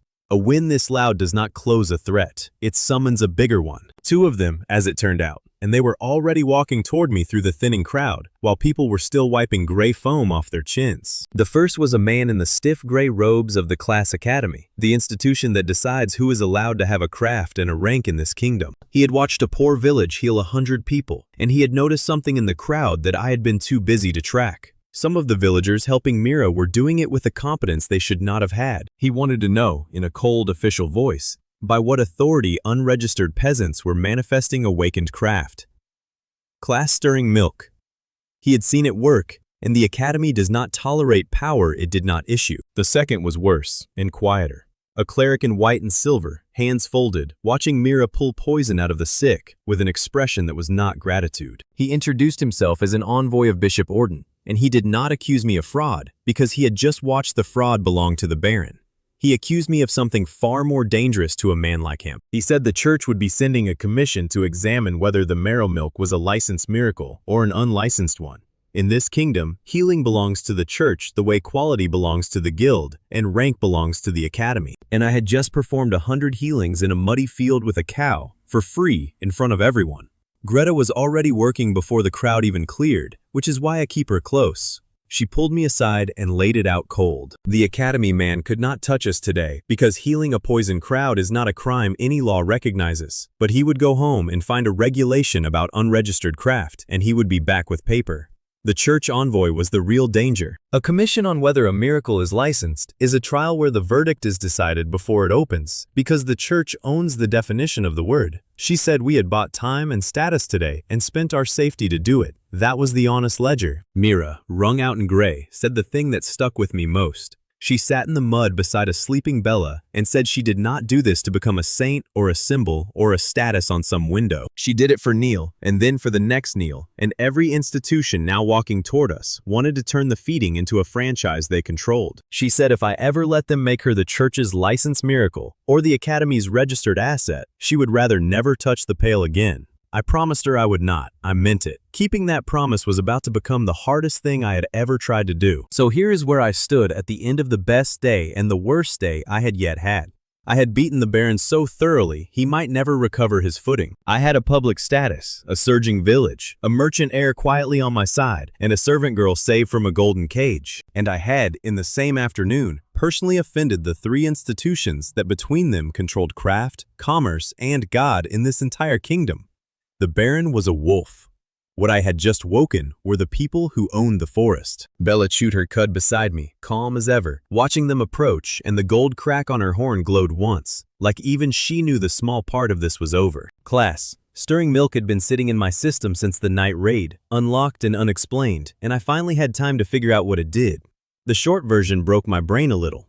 The milk did not just feed a body. Given the right way, it could wake up a person's class. It could take someone the Academy had stamped as useless and stir a real craft awake inside them. In this kingdom, that is not a nice bonus. That is heresy against the entire social order. You have to understand what a class means here to understand why this is a bomb. The Class Academy tests every child and assigns a class, and that class is a life sentence. High class, you rise. Trash class, you dig. My whole village was trash class by design because a baron needs diggers. The Academy issues rank the way the guild issues quality and the church issues miracles. And now I had a milk that could hand a rare craft to a man the Academy had personally written off. I was not undercutting a market anymore. I was rewriting who was allowed to be worth something. I tested it carefully because Mira made me. She had learned the hard way that this milk punishes carelessness. The first time we tried it, I gave too strong a dose to an eager young worker, and his awakening came in wrong, a half-formed chaotic thing, sparks of 3 crafts at once, and none of them settling. He got dizzy and useless for an hour. Mira pulled him back with her herbs, and then looked at me the way she looks at me right before she is proven right. She said a class is not poured in, it is coaxed out. And if I treated people like buckets to fill, I would break them. So she took over the dosing, the same way she took over the cooking, and once again, the miracle only worked because she was the one with her hands on it. We started with the people who wanted it most and had the least to lose. And the awakenings, when they came out right, were extraordinary. A woman who had gathered reeds her whole life woke as a weaver, real rank, her fingers suddenly knowing patterns nobody taught her. A boy who swept the mill woke as a joiner and built a better stall gate that afternoon than the village had managed in a year, 5 of them in the first days. Awakened craftsman, 0 climbing to 5, craft awakening rate, 4% climbing to 11. These were not soldiers. I want to be clear about that. They were craftsmen, and craftsmen are how you build a thing that lasts instead of a thing that wins one fight. Mira kept a hand on the whole process, and there was one moment that showed exactly why. An older man, desperate to be useful, begged for a double dose to make sure it took. I almost gave it to him, because more is faster, and I think in faster. Mira caught my wrist over the cup. She said his heart was weak, and a strong awakening would stop it. And she cut the dose to a quarter and stretched it over 2 days instead. He woke gentle, as a tanner, and lived. If I had dosed him my way, I would have killed a man trying to give him a gift. She did not let me forget it, and she should not have. I noticed the pattern that scared me most about myself right there. I had started keeping a mental ledger of awakenings the way I kept one of Bowles. 5 craftsmen, rate 11%, projected output, next dose scheduled. People turning into line items again. Mira watched me do it and said nothing this time, just tightened her jaw, filing it with the market and the raid, building a case about the man I was becoming that she would deliver all at once when it finally mattered. I felt her doing it. I kept optimizing anyway. That is the flaw, right there, out in the open. The one everybody remembers, though, is Marn, the smith, the big man who grabbed for Neil's cup on the first day and then rationed his own household's bowls a day later. He wanted his forge back more than anyone, so he asked for the milk, and I will be honest, we all expected a blacksmith awakening, something grand and useful. That is not what the milk decided. Marn drank, the light took him, and the system printed a class none of us had ever heard of, pastry smith. Pastry smith, a blacksmith, built like a door, hands like hammers, awakened as a maker of baked goods.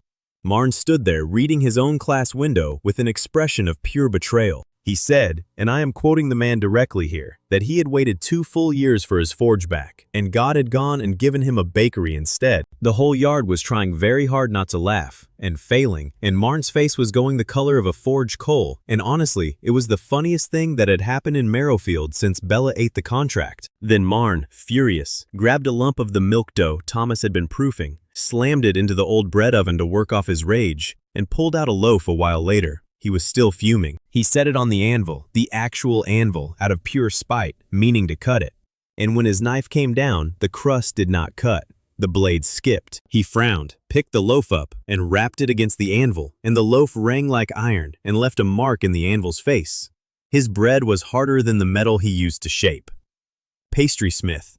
The man could bake bread with the structural integrity of a shield. Nobody was laughing after that. Marn stared at the dent his dinner roll had put in his anvil, and I watched him do the same math I was doing. Bread that does not spoil, does not crush, travels for weeks and could stop a blade. In a kingdom where every campaign starves before it fights, where every siege is won by whoever has food last, a pastry smith is not a joke. He is a quartermaster's dream. Marn went from betrayed to thoughtful to quietly, dangerously proud. The Academy's useless village smith had woken up as something the Academy did not even have a name for. The mill was the center of all this, and it brought Thomas his moment too. His mill had sat dead for a year with no grain to grind, and Thomas had defined himself by that failure, a miller who could not mill. But an awakened joiner rebuilt the broken gearing, and an awakened weaver made better sacks. And with milk-fed workers who did not tire, the mill came back to life. Miller output, up 120%. Production days saved, 12 down to 1. Work that used to take 12 days took 1. Thomas stood in his running mill, flour on his face, and for the first time did not apologize for existing. Lyra saw what this was before I finished thinking it. She came up the day the 5th craftsman awakened, and she was not looking at the milk anymore. She was looking at the workers, and her merchant brain was on fire. She said I did not understand what I had. She said the whole kingdom's economy rested on the Academy controlling who could make things. And I had a village quietly manufacturing rare craftsmen out of the exact people the Academy declared worthless. She said this was worth more than the milk, more than the road, more than anything. And it was also the single most dangerous thing I could possibly do, because I was not competing with the Academy. I was making it obsolete. Greta agreed, and she was grim about it. She said the free food law protected feeding the hungry, but there was no law that protected awakening craft in unregistered peasants, because it had never happened before, so nobody had thought to make it illegal. That gap cut both ways. We were not breaking a law, but the Academy would simply write one, retroactively if they had to. And until they did, they would use force and call it inspection. She started drafting anyway, trying to build a legal shell around the awakenings before the Academy built a cage around them. Always the same race with Greta. Get it on paper before they get it in chains. The Academy came faster than even she expected. The gray-robed inspector from the fair returned, and this time he brought 2 assistants and a writ, and he walked into Marrowfium expecting frightened peasants. What he found was a running mill, 5 awakened craftsmen working openly, and a village that did not lower its eyes. He demanded to see the registration for every awakened class. There was none, obviously. He said that made them illegal manifestations, subject to seizure and retesting at the Academy, which is a polite way of saying he intended to walk out with 5 of my people. And then the turn, because this village keeps handing me those. While the inspector was mid-threat, a man came out of the mill to ask Thomas a question, a thin, ragged laborer named Pell, who a month ago had been the lowest of the low. The Academy's own records listed him as unclassable, unfit for any craft, human waste as far as their system was concerned. Pell had awakened that morning, and his class, the one the milk stirred out of a man the Academy swore had nothing in him, was a rare master cooper. A barrel maker of a rank the Academy handed out maybe once a decade to noble-born apprentices. The inspector saw Pell's class window and went silent. Here was a man his own institution had stamped as worthless, standing in a peasant village with a rare craft the Academy would kill to claim it had produced. It broke something in the inspector's certainty, cracked it right down the middle, and it happened in front of everyone standing in that yard. Because if the milk could pull a rare cooper out of a man the Academy called garbage, then the Academy's whole testing system, the thing that ranked and sorted and sentenced every soul in the kingdom, was measuring the wrong thing. He had come to prove we were illegitimate. Pell's class proved the Academy was. He recovered, the way institutional men do, and got colder and more dangerous for having been shaken. He stopped arguing legitimacy and fell back on power. He said the awakened would be registered under Academy authority or removed by force, that the writ gave him the right, and that a village of diggers did not get to decide who held craft in the Baron's land. He set a deadline, 3 days to present the awakened for Academy testing, or he would return with the Baron's remaining soldiers and take them. Greta stepped between him and my people and told him to put every word of that in writing. which he was too smart to fully do, but the threat was real, and we all felt it. And it got worse before he even left, because the day had one more knife in it. While I was watching the inspector, Thomas came to me white-faced with a count that did not add up. One of the newer workers, a quiet man we had folded in after the market, was gone. And so was a page from Mira's own notes, the page with the dosing method for the awakening milk. Not the recipe for the food, the recipe for making craftsmen. Someone had walked off with the one piece of knowledge that turned a nice miracle into a weapon, and I had no doubt where it was headed. Another deal, another debt, another fear reached before my kindness could. I did not even have time to chase it, because the last thing that came down the North Road that day was the thing that made the academy look small. A procession in white and silver.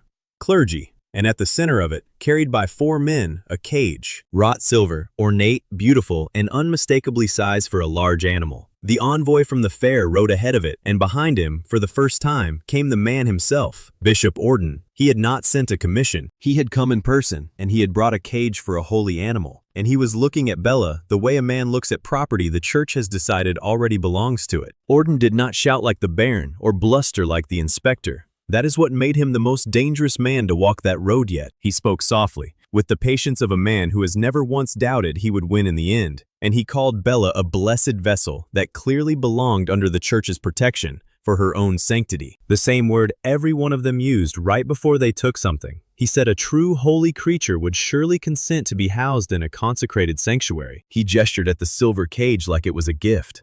Bella considered the beautiful silver cage the men set down in front of her. Then she considered the bishop. Then, with the calm deliberation of an animal that has judged emperors, she lay down directly across the cage's open door, filling it with 900 pounds of cow, so that it could not be closed and could not be used, and went back to chewing. She did not resist. She did not run. She simply made the cage furniture, the same way she had made herself furniture the night of the raid. Orden's serene face did not move, but something behind his eyes did. He had planned for defiance. What he had not planned for was a cow treating his sacred, consecrated cage like a convenient place to lie down and take an afternoon nap. I stepped between the bishop and my cow, which is possibly the least dignified sentence of my life, and I felt the whole weight of what I had woken settle onto my shoulders. The academy wanted my craftsman. The bishop wanted my cow. The baron wanted my humiliation. The guild wanted my recipe and now had a piece of it. And every one of them had arrived within a week of each other. Because a village that fixes hunger, poverty, and worth all at once does not threaten one power. It threatens all of them at the same time. I stood in my mill yard at the end of that day and took the full inventory, the way I always do, and it was staggering in both directions. 5 rare craftsmen where the kingdom said there could be none, a mill running at more than double output, a pastry smith who could feed an army and armor it with the same loaf, and against all of it, an academy with a 3-day deadline, a stolen recipe riding north in a trader's pocket, and a bishop standing in my road with a silver cage and the full authority of God's monopoly. I had made my people worth something, and every power in the entire kingdom had just looked at what I had built and agreed, all at once, that it made my people worth taking. Bishop Orden did not come to argue. He came to hold a test, and he had already decided the result. That is the thing about a man who owns the definition of the word miracle. He does not need to win the debate. He just needs to be the one holding the scales. He announced a formal examination of the marrow milk, right there in my mill yard, with his clergy as witnesses and the whole village made to watch, framed as a mercy. He would determine, charitably, whether our little wonder was a true blessing sanctioned by heaven, or an unlicensed one that would need to be sealed away for everyone's safety. The trap in that was simple and airtight. If he ruled it a true blessing, then by definition it belonged under the church, because the church administers all true blessings. And Bella would go into that silver cage as a sacred asset. If he ruled it unlicensed, then it was heresy, and Bella would go into that silver cage as a contained threat. Either verdict ended the same way. The only outcome Orden had not written into his little test was the one where he lost. And men like Orden do not plan for the outcome where they lose. That is usually how you beat them. He set the terms to guarantee his win. He produced a consecrated vessel, a heavy golden bowl blessed by the church, engraved with holy marks, and he laid a wax seal of his own office across the second one. He declared that a true blessing would naturally flow into a sanctified vessel, and that Mira would milk Bella into his golden bowl to prove the milk's holiness under church authority. He thought he was being clever. He was setting up the exact conditions under which the milk fails, and he did not know it because he had never once understood what actually made it work. Because here's what I had figured out and what Orden could not conceive of. The milk does not care about gold. It does not care about seals or blessings or the rank of the hand that consecrated the bowl. It cares about consent and need and nothing else. And it can tell the difference between a vessel offered and a vessel imposed. Orden's golden bowl was not offered. It was a claim, a way of saying this miracle is ours now, and the milk reads intent the way it read greed in the collector's cup. A coercion vessel. I could have told him. I let him find out. Greta caught my sleeve before the test began and warned me not to interfere.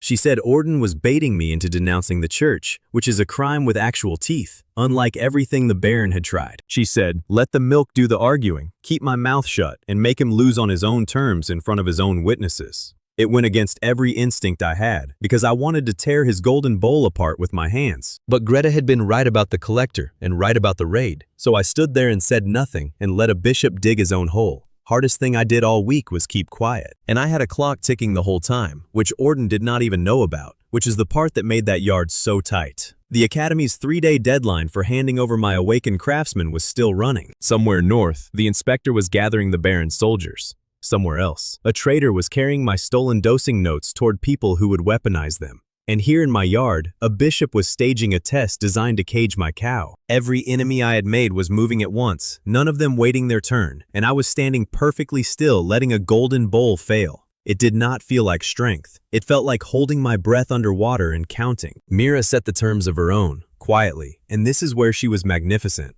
Orden ordered her to milk into his golden bowl. She looked at Bella first, not at the bishop, and she said she would milk when Bella agreed to be milked, and not 1 second before, because that was the only law of this she answered to. Orden's clergy stiffened at a peasant woman making conditions for a bishop. Mira did not care. She knelt by Bella, put a hand on her neck, and waited. And Bella, faced with the golden bowl and the seal and the whole weight of the church, turned her head away from it. She refused. So Mira folded her hands and refused with her. Orden's patience thinned. He ordered her again, and when she did not move, he had a cleric hold the golden bowl beneath Bella by force and press the seal forward as proof of authority. And Bella, faced with a wax seal of the bishop's holy office shoved into her space, did the thing that the whole village would tell for a generation. She turned, took the seal in her mouth, and ate it. The bishop's sacred seal, the emblem of his office and authority, chewed up and swallowed by a cow who had clearly decided the meeting was over. I need to be careful how I tell this, because it is funny, and it would be easy to let the funny run away with the scene. But there was a girl in that yard who made sure nobody laughed too long. Off to the side, among the clergy, sat a young nun in a sick chair, brought along by the bishop as part of his retinue, and she was dying. Slowly, visibly, the way the sick get when the church's own healers have given up and are keeping her comfortable. Sister Ada. Her breathing was the worst sound in that yard. A thin, wet rasp, and it was getting worse while the bishop played his games with vessels and seals. The bishop tried to recover from the eaten seal by pivoting to his verdict. He declared, since the milk had refused his sanctified vessel, that this proved it was no true blessing, that it rejected holy authority, that it was therefore an unlicensed and dangerous thing to be sealed away. He was actually going to make the milk's refusal of his coercion into evidence of heresy. It was a good pivot. It might even have worked on that crowd. And then Sister Ada, from her sick chair, in the small silence after his verdict, asked if she could have some. Everything stopped. Orden turned to her, and I watched him calculate, because a dying nun asking for the heretical milk in front of witnesses was not in his plan. He tried to forbid it gently, said the milk was unclean, unsanctioned, not for a servant of the church. But Ada was past caring about sanction. She was a young woman who could not breathe, and she had just watched that same milk pull poison out of 100 strangers at the fair, and she asked again plainer. She said she was not afraid of an unlicensed mercy. She was afraid of dying while men argued about paperwork. Mira did not wait for the bishop's permission, because Mira does not milk for bishops. She milked for the dying nun. She took a plain wooden pail, the cheapest thing in the yard, scrubbed clean, no gold, no seal, no consecration, and she asked Ada, not ordered, asked whether she wanted this. Ada said yes. And Bella, who had refused the golden bowl an hour earlier, stood calm and let herself be milked into the plain wooden pail without a moment of resistance. Because this vessel was offered to someone in true need, and that is the only kind the milk has ever recognized. The system printed the thing Orden had spent all day trying to disprove. Blessing index, 7%, climbing to 29. The milk came out gold and heavy in the cheap wooden pail, brighter than anything the golden bowl would ever have held, and Mira lifted Ada's head and gave her the cup slow. Ada drank, and the whole yard, clergy and villagers together, listened to that thin, wet rasp in her chest ease, and slow and clear. Patient breathing, critical, rising to stable. She took a full breath, the first clean one in months, and then another, and she started to cry, not from pain, from the shock of air coming easy. Her breathing kept clearing while the crowd watched, and something moved through that yard that Orden could not seal or forbid.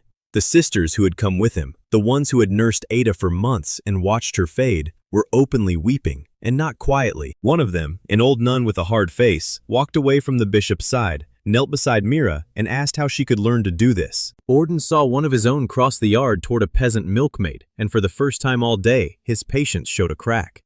A man who owns the definition of mercy does not enjoy watching mercy happen without his signature on it. Here is the reckoning, and it is the cruelest kind, because Orden built it himself. He came to prove the milk was false. He brought a dying nun to show the crowd the church's compassion, and his own nun, his own retinue, his own living proof, was healed in front of everyone by the exact milk he had just ruled heretical, poured from a peasant's wooden bucket that his golden vessel could never fill. He could not deny it. She was breathing. She was sitting up. The whole crowd had watched the unlicensed mercy do in one cup what the church's licensed healers had failed to do in months. His verdict of heresy died in the same yard where his nun came back to life. Orden was too skilled to rage, and that is what made the next part frightening. He did not deny the healing. He absorbed it, adjusted, and struck from a completely different angle, the way a truly dangerous man does when the direct attack fails. He could not call the milk false anymore, not with Ada breathing behind him, so he did not. Instead, he issued a church edict on the spot, using the very authority I had just embarrassed. He declared that any true sacred substance must be transported and administered only under a church seal for the protection of the faithful.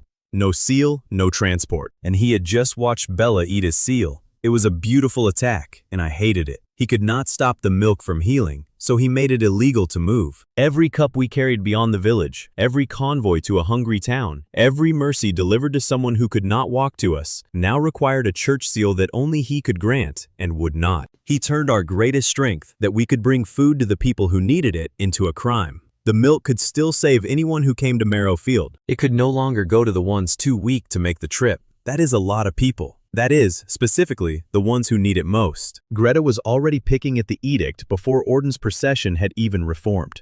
She said a church transport rule was not the same as a king's law, that it only bound the faithful, that a clever argument might carve out an exception for charity. But she also said testing it would mean provoking the church directly, and that was a fight that ended at a stake, not a courtroom. For once, even Greta did not have a clean answer. She said we needed time and quiet and did not do anything reckless while every power in the kingdom was looking for an excuse.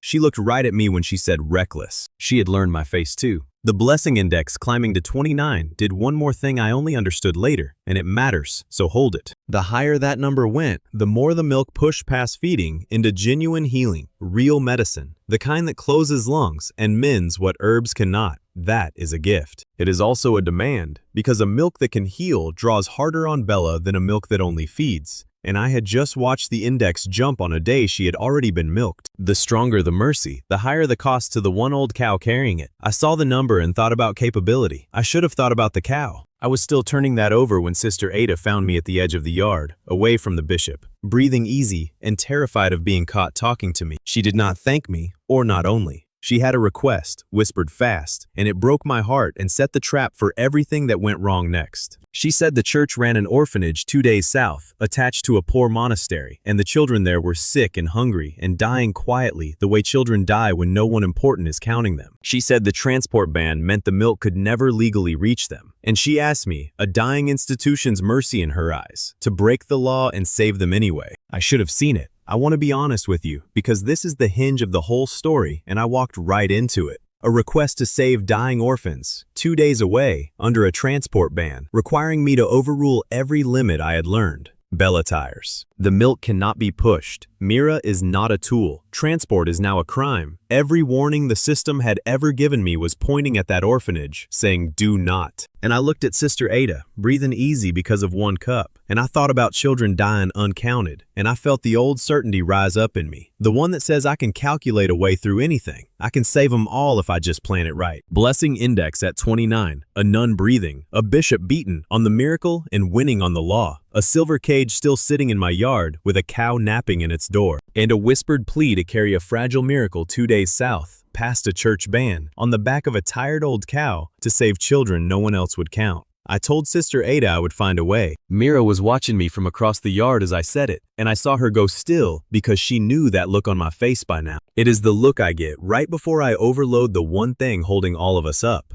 She was right to be afraid of it. So was I. I just did not listen, yet. The transport ban had a hole in it, and I found it the way I find everything, by staying up all night with the exact wording. Orden's edict forbade moving the sacred milk without a church seal. It said nothing about moving flour, or water, or a cooking fire, or a herbalist, or a cow. The milk itself never had to travel. The kitchen could travel to the milk, or rather, the kitchen and the cow could travel together, and the milk would only ever exist as food. Cooked on the road, given away free at the far end, not transported milk, a mobile mercy, a field kitchen. Greta hated it and admitted it might hold. She said a magistrate could argue either way, that a cooking convoy was a genuine gray zone, and that gray zones are where clever people live and reckless people die. She helped me draft it clean anyway, papering the whole thing as a charitable feeding expedition under the Free First Feeding Act, because if we were going to break Orden's spirit, we would do it inside somebody else's letter. I wanted on the record that Greta warned me. Everybody warned me. I heard all of them, and I went south anyway, because Sister Ada's orphanage was 2 days away, and children were dying uncounted, and I had decided I could carry the whole thing on my back. So we built the convoy, Bella and Mira, because the milk needs both, Thomas for the cooking and the cart, Marn with a load of his shield-hard travel bread, Roof and a handful of the militia for the road, and me. We left in the dark to avoid the Baron's eyes, and for the first day, it almost felt clever. We cooked as we went.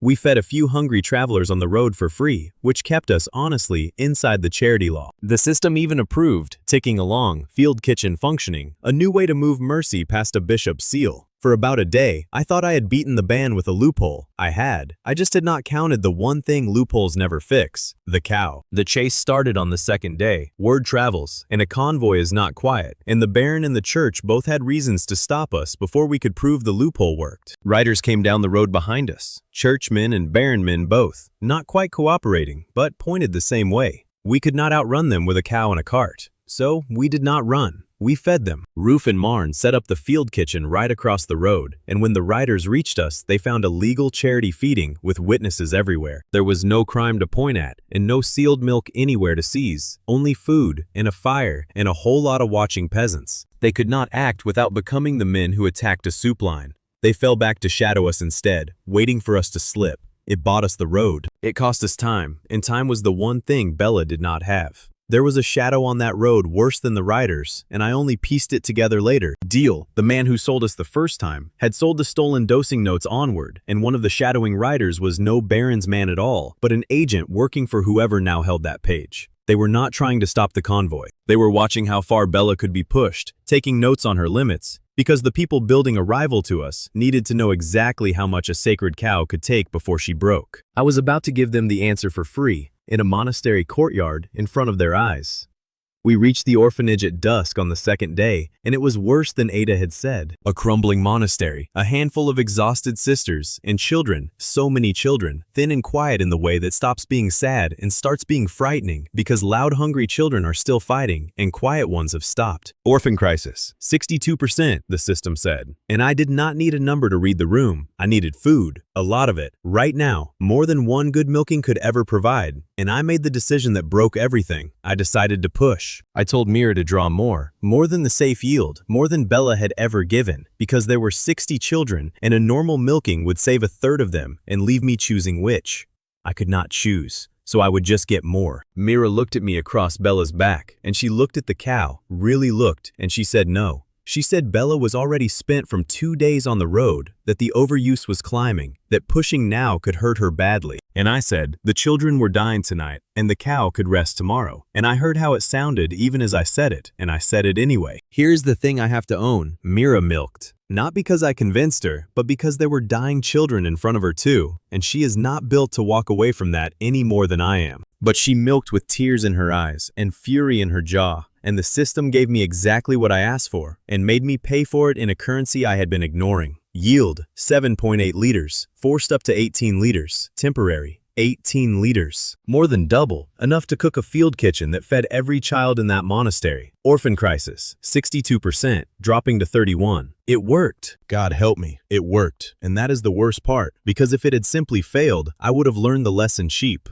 And it produced the comeback, and even that I cannot fully enjoy because it happened while Bella was shaking. The monastery had a church overseer, a hard functionary sent to keep order, and when the children started eating and sitting up and coming back to life, he did the thing that told me exactly who he was. He announced the children had been exaggerating their condition, that they were not truly starving, that this proved the milk was a cheap trick preying on manufactured pity. He said it to protect the church's position, because a real miracle in an unlicensed cow was a threat, and easier to deny a child's hunger than admit a heretic fed them. One of the children answered him, a small boy, maybe 7, who 20 minutes earlier had not been able to lift his head, walked across the room on his own legs, stood in front of the overseer, and held up his empty cup. He did not say anything. He did not have to. He just stood there, alive, holding the proof, in front of a man who had just told a room full of witnesses that he was faking. The overseer had no answer. There is no answer to a child you called a liar standing up to prove you wrong. The whole monastery saw it. That is a shame that will follow that man the rest of his life, and he earned it. But I was not watching the boy, I was watching Bella, because the moment the last child was fed, the cost came due all at once. Overuse risk, 46%, climbing, 40, 50, 60, 70, past every warning the system had ever given me, up to 91%. Bella's legs were trembling, her head hung low. The gold crack on her horn, which had always glowed steady, was flickering, guttering like a lamp running out of oil. I had done to her exactly what I did to the milk on the first day when I boiled it. I had pushed a living miracle past what it could survive, and I had called it a rescue. Mira came around the cow and put herself between me and Bella, and she said the thing I had been earning since the market. She said I count the saved, and I never count the cost. She said she had watched me do it with the Q, with the awakenings, with everyone. That I treat people and this animal as numbers in a plan I am always sure I can balance, and that tonight I had spent a life I do not own to buy a victory I wanted. She said the children were saved and she was glad, and that did not make me right.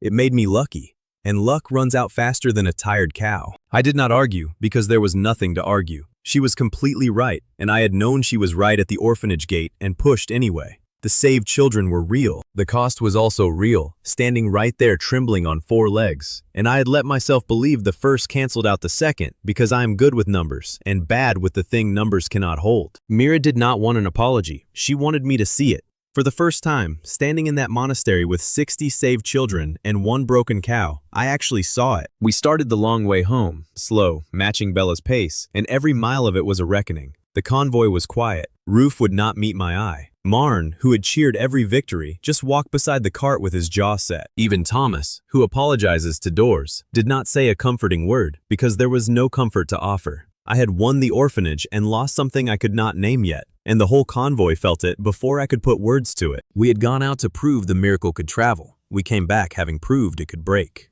And then we reached Marrow Field, and I understood the real bill. I expected the village to be glad. We had saved 60 children, beaten the transport band, out-argued the church again. Instead, the village was silent. Not hostile, worse than hostile, silent. Because while I had taken Bella and Mira and the militia and the food 2 days south to save strangers, Marrowfield had gone without. The kitchen had run thin. Their own sick had waited. Their cow, their milkmaid, their protection, all of it had marched off to feed someone else's orphans while their own children got smaller. Village trust, 31%, dropping to 24%. I had spent my own people's faith to buy a stranger's rescue, and they knew it, and they were right to. That is the part that still burns. The village that carried firewood to my kitchen, that fought thieves in the barn, that stood behind me against a bishop, looked at me when I came home and saw a man who had chosen outsiders over them without asking. I had not seen them as a choice. I had seen a system big enough to save everyone if I just managed it right. They had seen their milkmaid and their cow taken away while their kids went hungry. Both were true. Mine was the arrogant one. Neil was the one who said it plainest, and from him it landed hardest.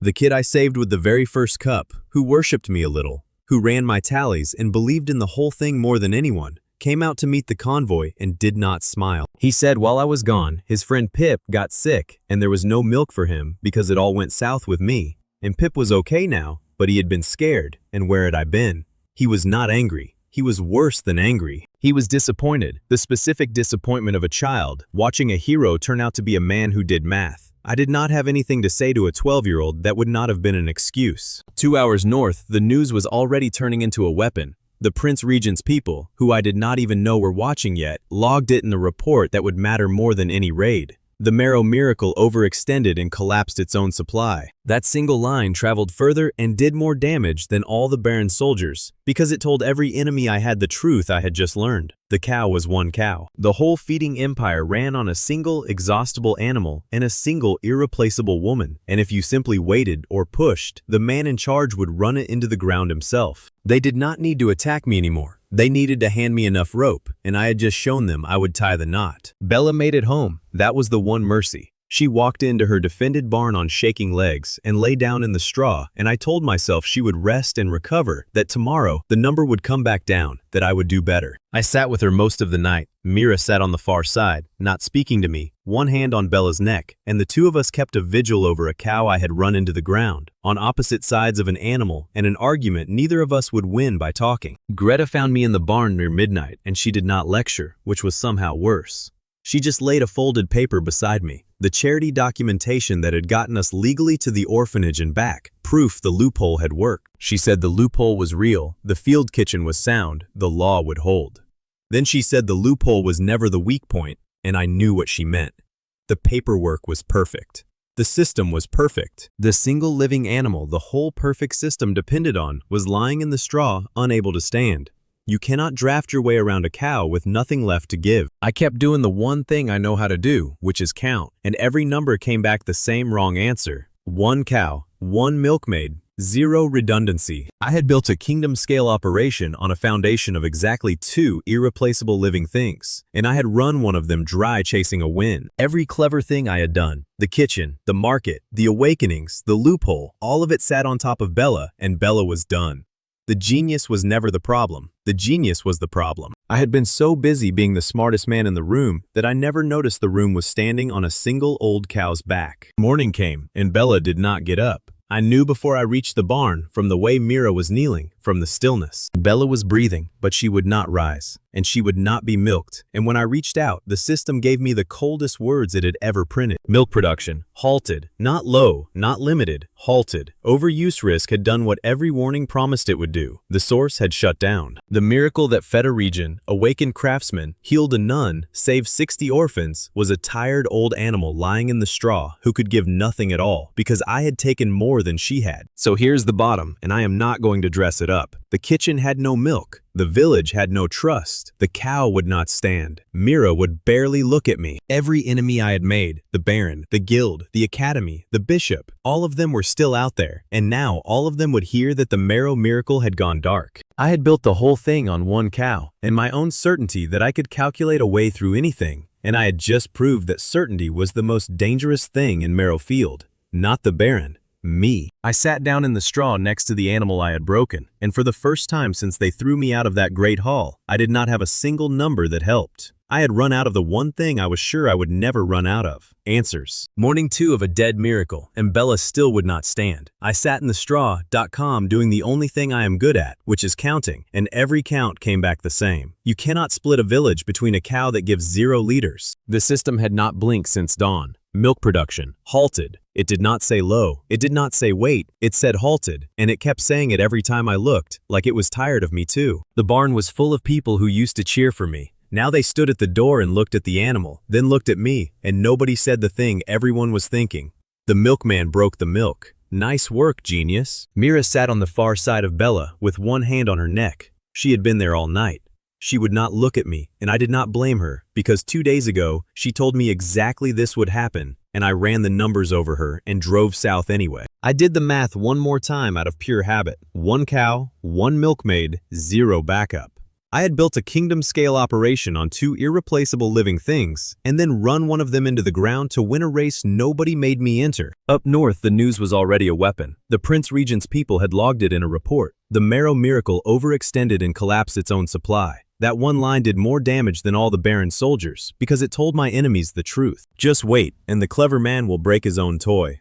Deal the traitor was gone, with a stolen page of dosing notes. The Baron knew the whole thing ran on one animal. The Guild knew. The Academy Inspector was 3 days into a deadline. Every enemy I owned was about to hear the same headline. and this time, they would not need to lift a finger. So I did the thing that costs the most and pays the slowest. I walked out of the barn into the yard where the whole village was waiting for me to spin it, to promise, to calculate out loud like I always did, and instead, I told them the plain truth. I said it was my fault, not the Baron, not the weather, not the church, me. I pushed Bella to 18 liters when she had 7 in her. I counted the saved and never once counted the cost. I built a miracle on one tired animal and I called it genius, and genius is exactly what put her in the straw. Nobody clapped. Good. Applause was not the point. An old woman by the well just nodded once, slow, the way you nod at a man who finally says the true thing after saying clever things for a month. That nod was worth more than any cheer I had ever banked in this yard. Roof came forward first, the old guard with the bad knee, the one who led the barn defense. He did not give a speech either. He walked up, set his spear flat in the mud by the barn door, and said he would stand watch over Bella until she stood. Then he sat down in the doorway like a man who meant it. That broke something loose. Not the milk, the mood. Thomas started hauling clean straw and apologizing to the cow. 2 awakened craftsmen went to shore up the barn's back wall so nobody could try Bella again.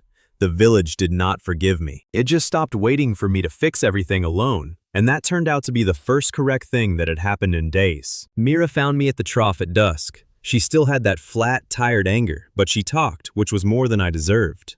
She said from now on she decides when Bella is milked and how much. I do not get a vote. If I override her again, she walks, and she takes the method with her, and then I have a cow I cannot use and a system I cannot run. I said yes before she finished. It was not a negotiation, it was a repair, and I had learned just enough to know the difference. She looked at me like she was checking whether I meant it or was just agreeing to end the conversation. I held still and let her check. She nodded once and went back to the barn. Neil would not look at me either. The kid I saved with the first cup, who ran my tallies and believed in all of it more than anyone. He sat by Bella, tracing the gold crack on her horn with one finger, and when I came near, he asked if she was going to die because of what I did. I told him I did not know. It was the first honest answer I'd given him in a while, and he hated it, and he stayed anyway. That night, the barn started to glow. Not the horn crack this time, the whole animal, a low warm gold like a banked fire under her hide. Half the village thought Bella was finally going, and came running with lamps. Mira thought so too, and for one bad second so did I, and I stood there useless with a lantern in my hand. Then the light stood up. It peeled off Bella like heat off a summer road and folded itself into the shape of a woman, tall, calm, 25 or so by the look of her, wearing gold the way Bella wears her own stubbornness. She looked at the crowd, then at Mira, then at me, and she did not kneel and she did not bow. That alone told me she was not a reward. The system finally gave her a name in one cold line, Bellaria. Milk Saint Avatar, sealed within the sacred cow. She had been in there the whole time, watching me run her body into the straw, and she had said nothing, because apparently that was the only way a man like me was ever going to learn the lesson. Her first words were not comfort. She told me the milk was never the cheat. I had spent a month on my knees to the wrong god. The leaders, the ranks, the purity, all of it was smoke. And I had been so proud of reading the smoke that I never once looked for the fire. She said the real system was the trust network, and it had been locked this whole time, waiting on a condition I kept failing.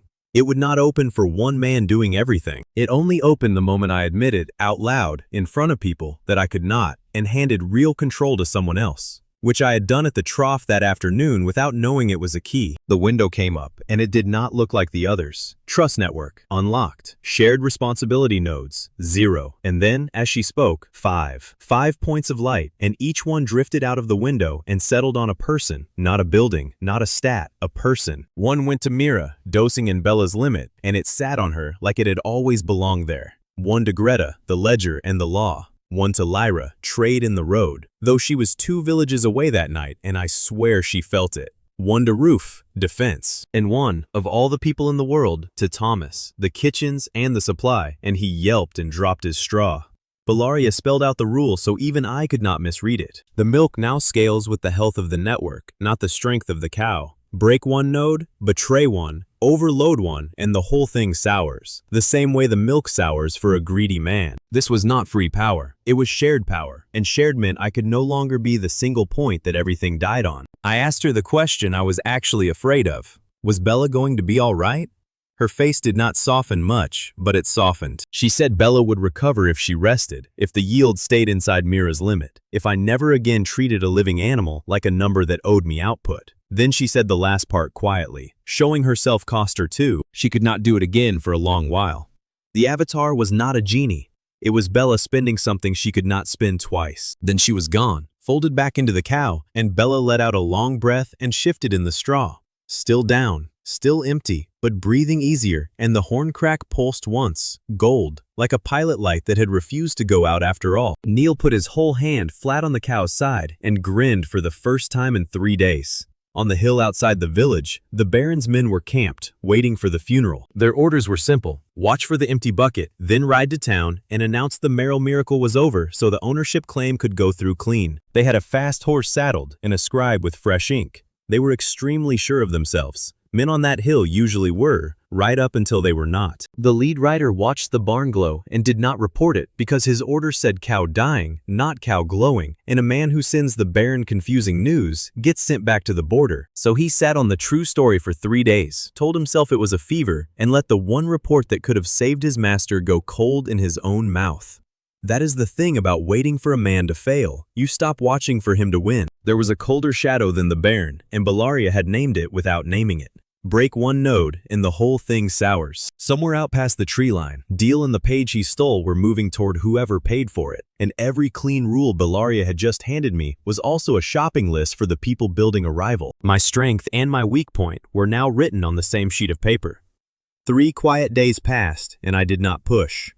Hardest 3 days of my life, because pushing is my entire personality. Instead, I hauled straw and let Mira run the barn, and let Greta run the books, and let Thomas run a kitchen with nothing to cook. And the strange thing was, the nodes glowed a little brighter every day, and the system counted that as progress even while the cow gave nothing. I watched it happen, and I finally understood it. Greta closed 3 gaps in the ledger without asking me. Lyra sent word she had lined up buyers for products we could not yet make. Roof drilled a real watch rotation instead of the militia standing around looking brave. Thomas built a serving order for a line that had no food in it, so it would be ready the second there was. 5 people doing 5 jobs I used to do badly all at once. Thomas took his node the way Thomas takes everything, which is to say, he panicked productively.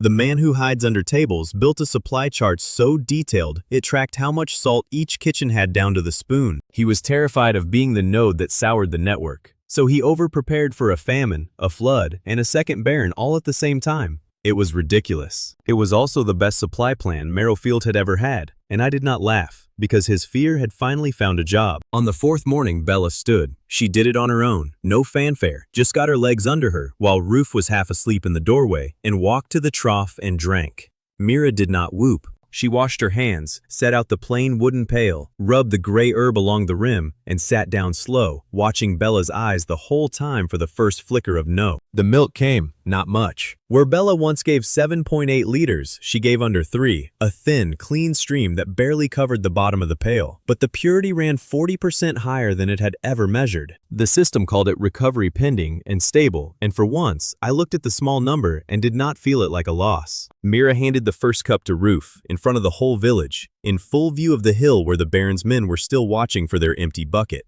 He drank it slow, standing up. His bad knee, the one that had ached quietly since the barn fight, the one he never mentioned, held his full weight without the little hitch we all pretended not to see. He did not say a word.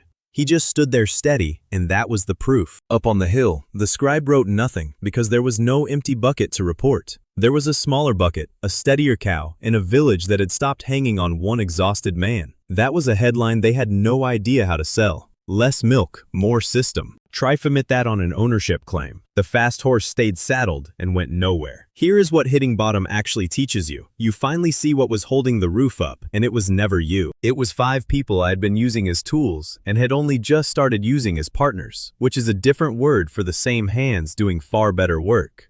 Small milk, clean result.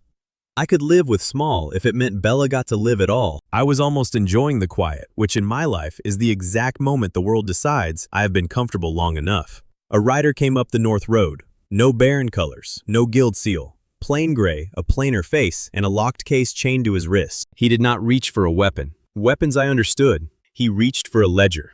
He announced himself flat, with no threat in it, which was worse than any threat. Royal Auditor, sent by order of the Prince Regent Kairos, here to count the wealth of Merrowfield and to determine whether a village of exiles and beggars was earning coin it had no license to earn. He did not care about miracles. He cared about numbers. and numbers were the one enemy in this whole kingdom who spoke my exact language. The auditor had a name, Vel, and he used it like a stamp. He never raised his voice once in 3 days. He set his locked case on my mother's kitchen table, opened it with a key he wore on a cord, and laid out blank ledgers in a row like a surgeon laying out knives. He told me the charge before I could offer him tea. A village of registered exiles and unlanded beggars was moving goods, awakening classes, and drawing coin, and none of it sat under a trade license. If the profit could not be shown as legal, the crown could seize the lot as unlicensed enterprise. Not the milk, the wealth. Every silver the miracle had touched. This was the smartest attack anyone had thrown at me, and it came without a single sword. The Baron sent soldiers and lost. The guild sent poison and lost. Cairo sent a quiet man with a key and a book, because he had read the report and understood the one thing my enemies kept missing. You do not beat a man who is good with numbers by fighting him. You audit him. I almost welcomed it, and that was the trap. My whole instinct was to sit down across from Vel and out-count him, dazzle him, run the figures faster than he could. Greta caught my sleeve before I could open my mouth and said one word: Node. Then she sat down in my chair, in front of my auditor, in my kitchen, and took the fight I would have lost. Because here's what the old me did not know. Vel did not want a genius. A genius who runs the whole operation in his own head is exactly what he came to break. Because a one-man empire has no records, only memory, and memory is not admissible. What he wanted was chaos he could label. A pile of good deeds with no paper under them, so he could stamp it unlicensed and ride home. Greta had spent 3 weeks building the thing that saved us, and I had barely noticed because it was boring. A witnessed ledger. Every free cup logged as charity under the Free First Feeding Act, exempt and untaxable. Every sold jar of cream logged separately, with a buyer, a date, a price, and a mark. She had split the mercy from the market on paper long before Vel ever saddled his horse. Lyra could not stand the pace of it. She is a trader. She thinks in the speed of a deal, and watching Greta answer a royal auditor by slowly turning pages made her twitch. She wanted to argue value, to talk the man into it, to move. Greta did not look up. She said the law does not move, it sits, and the side that sits with clean pages wins. Lyra sat. Badly, but she sat. Mira added the line that Vel did not expect and could not ignore. When he asked for production totals, she said the totals include Bella's rest days, marked as 0 yield by choice, not by failure. She made him write down that the cow was deliberately underworked. A man auditing for greed had to record, in his own hand, a business that chose less profit to protect its source. His pen paused on that one. On the first day, he asked to inspect the barn, and I learned exactly how careful this man was. He did not touch Bella. He counted her ribs with his eyes, noted her age, noted the fresh straw and the standing guard, and wrote a line I could not read. Mira stood between him and the cow the whole time, and when he asked why the animal was rested on a work morning, she said because she is alive and not a mill, and Vel wrote that down too, word for word, as if honesty were a symptom he was tracking. For 2 days he found nothing, and a man like Vel finding nothing does not get angry, he gets patient. He stopped looking for a missing tax and started looking for a lie, because every operation has one, and he was sure ours was buried in all this suspicious honesty. On the evening of the second day, he found it, or he found what he was meant to find. He drew a single sheet from the bottom of his case and laid it on the table face up. A contract, my name at the bottom, in my own hand, or a very good copy of it, agreeing to sell Miracle Milk in bulk to a private buyer at a fixed price, dated 2 months back. Selling the sacred milk itself, the exact crime that broke the First Feeding Act and turned every free cup into fraud. If it was real, everything Greta had built collapsed under it. The room went cold. Lyra looked at me. Even Roof in the doorway shifted his weight, and I felt the old panic reach up, the urge to shout that I never signed it, which is exactly what a guilty man shouts. I kept my mouth shut because that was Greta's node, not mine, and for once in my life, I trusted someone else to hold the thing I would have dropped. Greta did not touch the forgery. She reached into her own case and set 3 of her ledgers beside it open. Then she started, not with my signature, but with the paper. She said the contract used a heading format the Baron's tax office retired over a year ago, a little curl on the date line that no honest scribe had written since the reform. She had been that scribe. She knew the exact month they killed that curl, because being too honest about it is what got her fired. Then she moved to the price. Lyra took that half, finally in her element. She said the contract sold milk at a rate no buyer in the region would ever pay, because at that price you could buy the whole village twice, and no merchant alive spends double to acquire something he could seize for a bribe. The number was invented by someone who did not actually trade, someone guessing what a lot of money looks like.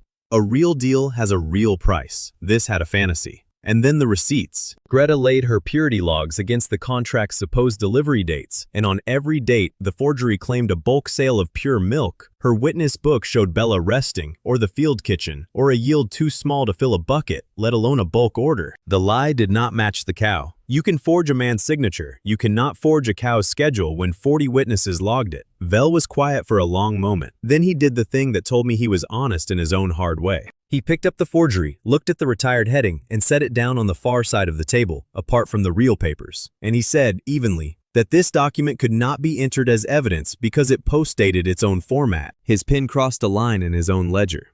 Somewhere behind me, the Baron's man who had come to watch the seizure went the color of old milk. That was the comeuppance, and it was the driest one I ever collected. No shouting, no crowd, just a royal auditor quietly filing a forgery in the wrong pile, and a nobleman's agent realizing his best weapon had just been used to prove his own bad handwriting. Greta closed her books. Ledger accuracy, she noted for no one but herself. 96%. She said it the way other people say checkmate. But Vel was not the Baron, and he did not lose the way the Baron loses. He gathered his real papers, acknowledged that the wealth of Marrowfield appeared to be earned within the law, and then he set down the thing that kept it from being a victory. The trade license stayed frozen, not because we were guilty, because a village this profitable, this fast, needed a ruling from the capital before it could legally sell so much as a wheel of cheese, and that ruling would take as long as the crown wanted it to take. Frozen, legal, clean, proven honest, and completely unable to sell anything, Kairos had learned from the Baron's mistakes. He did not need to prove we were criminals. He just needed to make being honest slow enough to starve us, while richer competitors kept trading at full speed.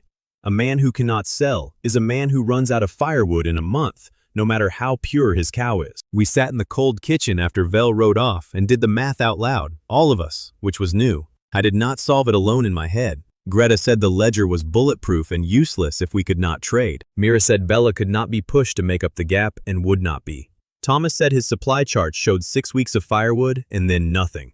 Everyone had a true number, and none of them added up to money. Then Lyra, who had been chewing on it the whole time, said the sentence that turned the part. She said the license froze the sale of goods. It said nothing about the sale of a road.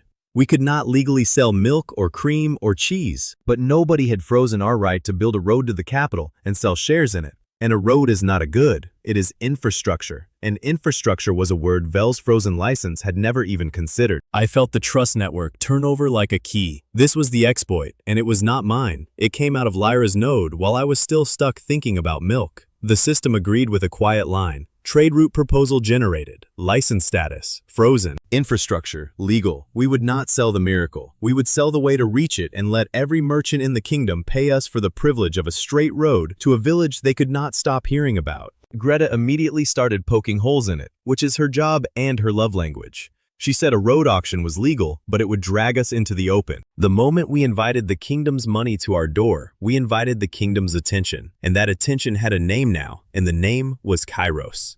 She would draft it airtight.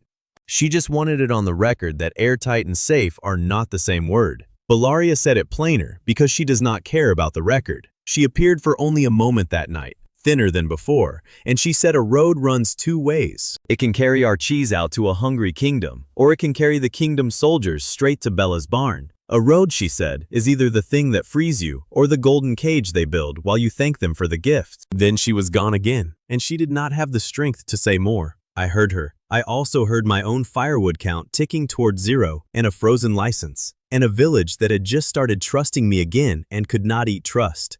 So we chose the road. Lyra started drawing up an auction that would sell shares in a highway to the capital, and Greta started making it legal, and for the first time, the plan was not something I invented alone at night. It was 5 people building one thing. Neil found me at the table with the maps and asked if the frozen license meant we were poor again. I told him the truth, that on paper we were rich, and in the pocket we were about to be broke, and both were real at once. He thought about it, then said that was stupid, and he was right, it was stupid, and it was also the law.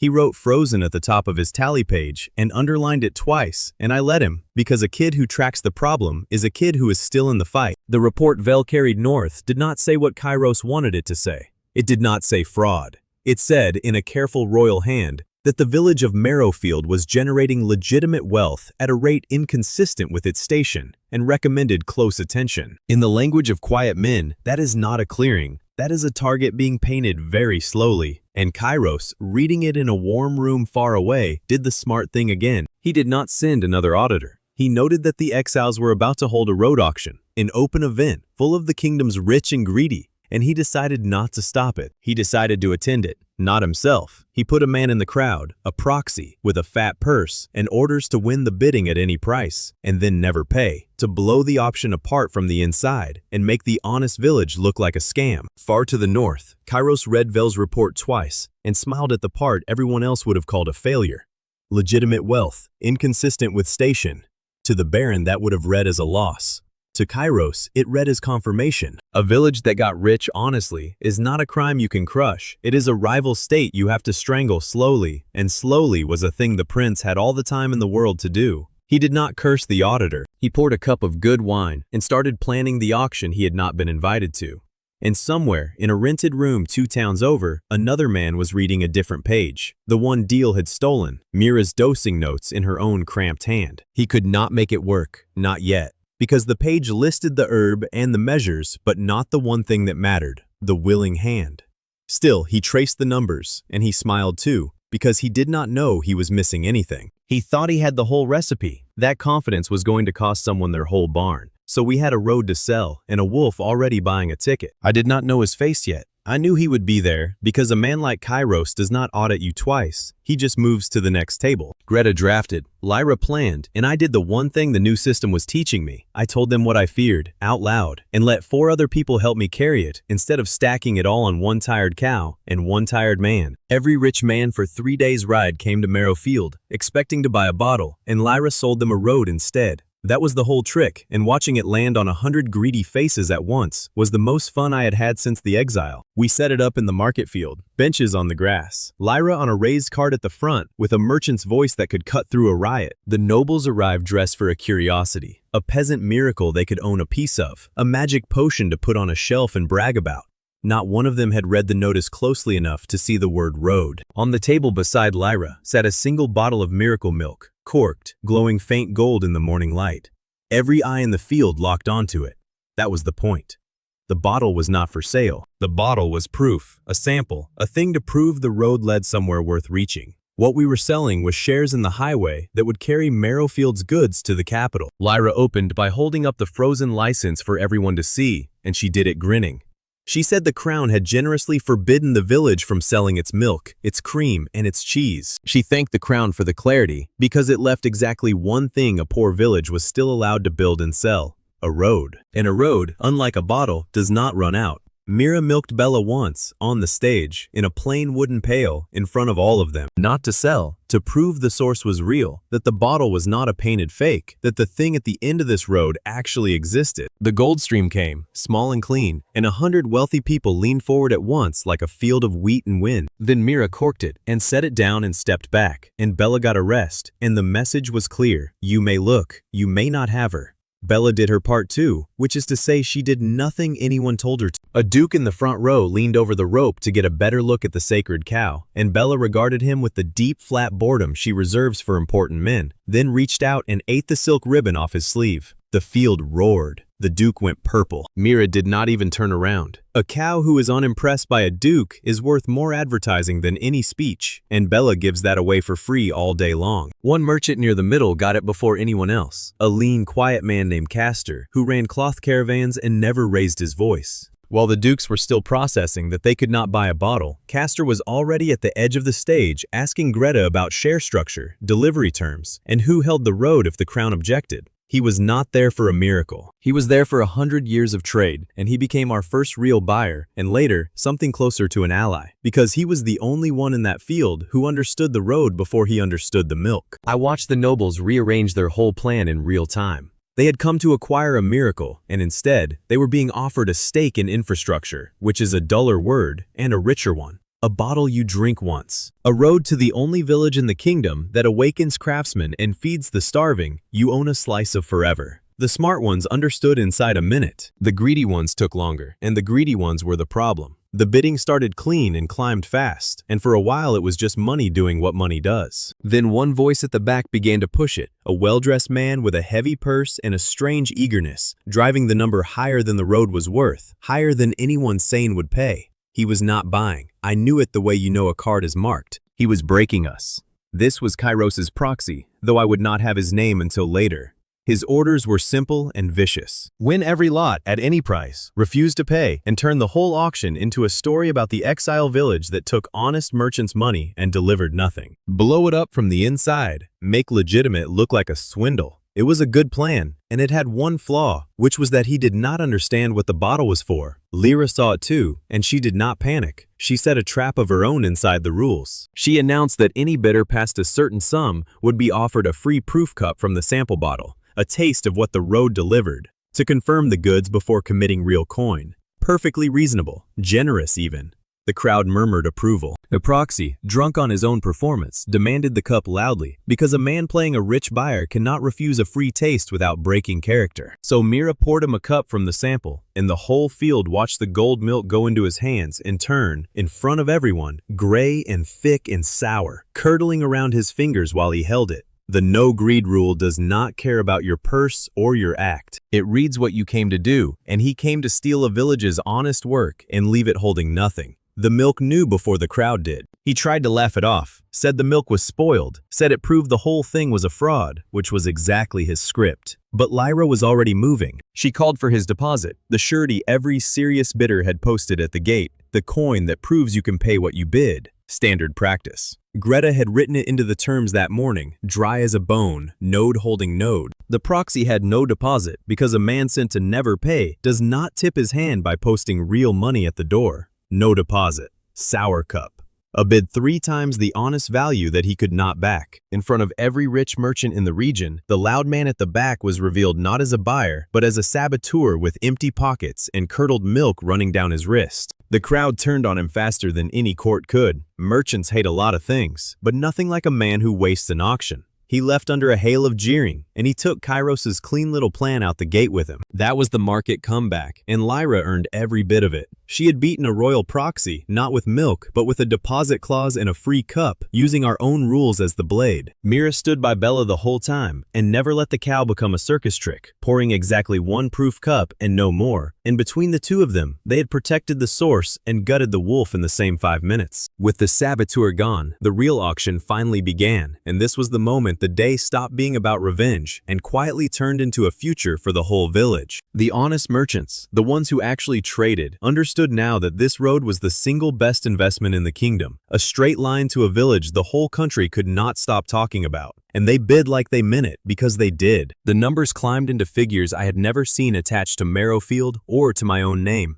Lyra worked the crowd like an instrument, playing the guilds against the independents, the capital money against the border money, never once letting it tip into a war. When the last bid landed, the road fund read a number that made Greta sit down. 40,000 gold. Trade route level 0 to 1. Prosperity projected up 180%. From a frozen license and an empty pocket to a highway in a single morning without selling 1 drop of milk. And Lyra did the thing that made me finally, fully trust her, the thing the old hungry merchant's daughter could never have done. The highest single bid came from a guild consortium that wanted an exclusive stake, a monopoly on the road, control of who used it. More money than any other offer. She turned it down. She took a spread of smaller, honest shares from many buyers instead, a road owned by a crowd, not a cartel. Because a road one guild controls is just a longer leash. She chose the messier, freer, less profitable structure on purpose. And she looked at me while she did it, checking if I understood what it cost her. I did. Bellaria's warning sat under the whole triumph, and I did not forget it. A road runs 2 ways. We had just built the artery that would carry our cheese to a starving kingdom, and the same clean stone would carry the kingdom's boots back to Bella's door. 40,000 gold and a highway are not safety, they are visibility. We had just become impossible to ignore, and being impossible to ignore is a wonderful thing, right up until the wrong person cannot ignore you. The guilds felt it before I finished counting. Their master, old Oren, Lyra's own father, watched his daughter sell a road he could not control and understood what had actually happened in that field. Aiden Marrow had not sold a miracle. He had sold the future shape of the region's economy, and every merchant who bought a share was now financially bound to the village surviving. We had turned the kingdom's own money into a wall of investors who needed us alive. Guild threat level, the system noted, regional rising to royal. Because the trouble with getting this big is that you graduate to a bigger enemy, and mine was watching. Kairos got the report of the auction the same night, the sour cup, the deposit trap, the 40,000 gold. The road owned by 100 hands, so it could not be seized as one asset. He did not rage. A lesser man would have raged. He read it, and he named the thing correctly for the first time. And naming it correctly is what made him dangerous. In his warm room far to the north, he set down the report and said to the aide who brought it that Merrifield was no longer a village. It was a state inside the state. It had its own economy, its own supply, its own courts of ledger, its own loyal population, and now its own road to the capital. And it had built all of it legally while the crown watched. You cannot tax a thing like that away. You cannot audit it away. He said the words that started the next war quietly. If it is a state, then it can be treated as one, and states that will not kneel get blockaded. He began drafting the order that would close the very road we had just paid to build, on grounds of loyalty and security, turning our 40,000 gold highway into a wall around our own throats. The road ran two ways, exactly as Bellaria said, and Kairos had just decided which way. I did not know it yet. I was still standing in a field full of merchants who suddenly needed me to succeed, thinking, for one warm hour, that I had finally gotten ahead of the game. One of the new road crew was a man named Odo, who had come to our gate a month back as a beggar with 2 dead fields and a family he could not feed. Now he had a hammer, a wage, and a stake in a road with his own name filed on it in Greta's book. He came up to me at the edge of the celebration, not to thank me, but to ask when the next stretch started, because he wanted the hours. That is what a win looks like when it is real, not gratitude, a man impatient to work. I let myself have that hour. The village had it too. Neil ran the final number to Greta 3 times to be sure the 40,000 was real. Thomas cried a little and blamed the wind. Roof just looked at the crowd of rich strangers cheering for the exiles and shook his head like the world had gone soft. Even Mira, who trusts a good day less than anyone, let herself smile once at the edge of the field, standing next to a cow who had rested all afternoon and was fine. But I caught Lyra watching the North Road while everyone else watched the money, and I walked over, and she said it before I could. This is the part where they stop laughing. She had grown up in trade. She knew the exact moment a small player gets big enough that the big players stop finding him funny and start finding him threatening, and we had just crossed it in front of witnesses.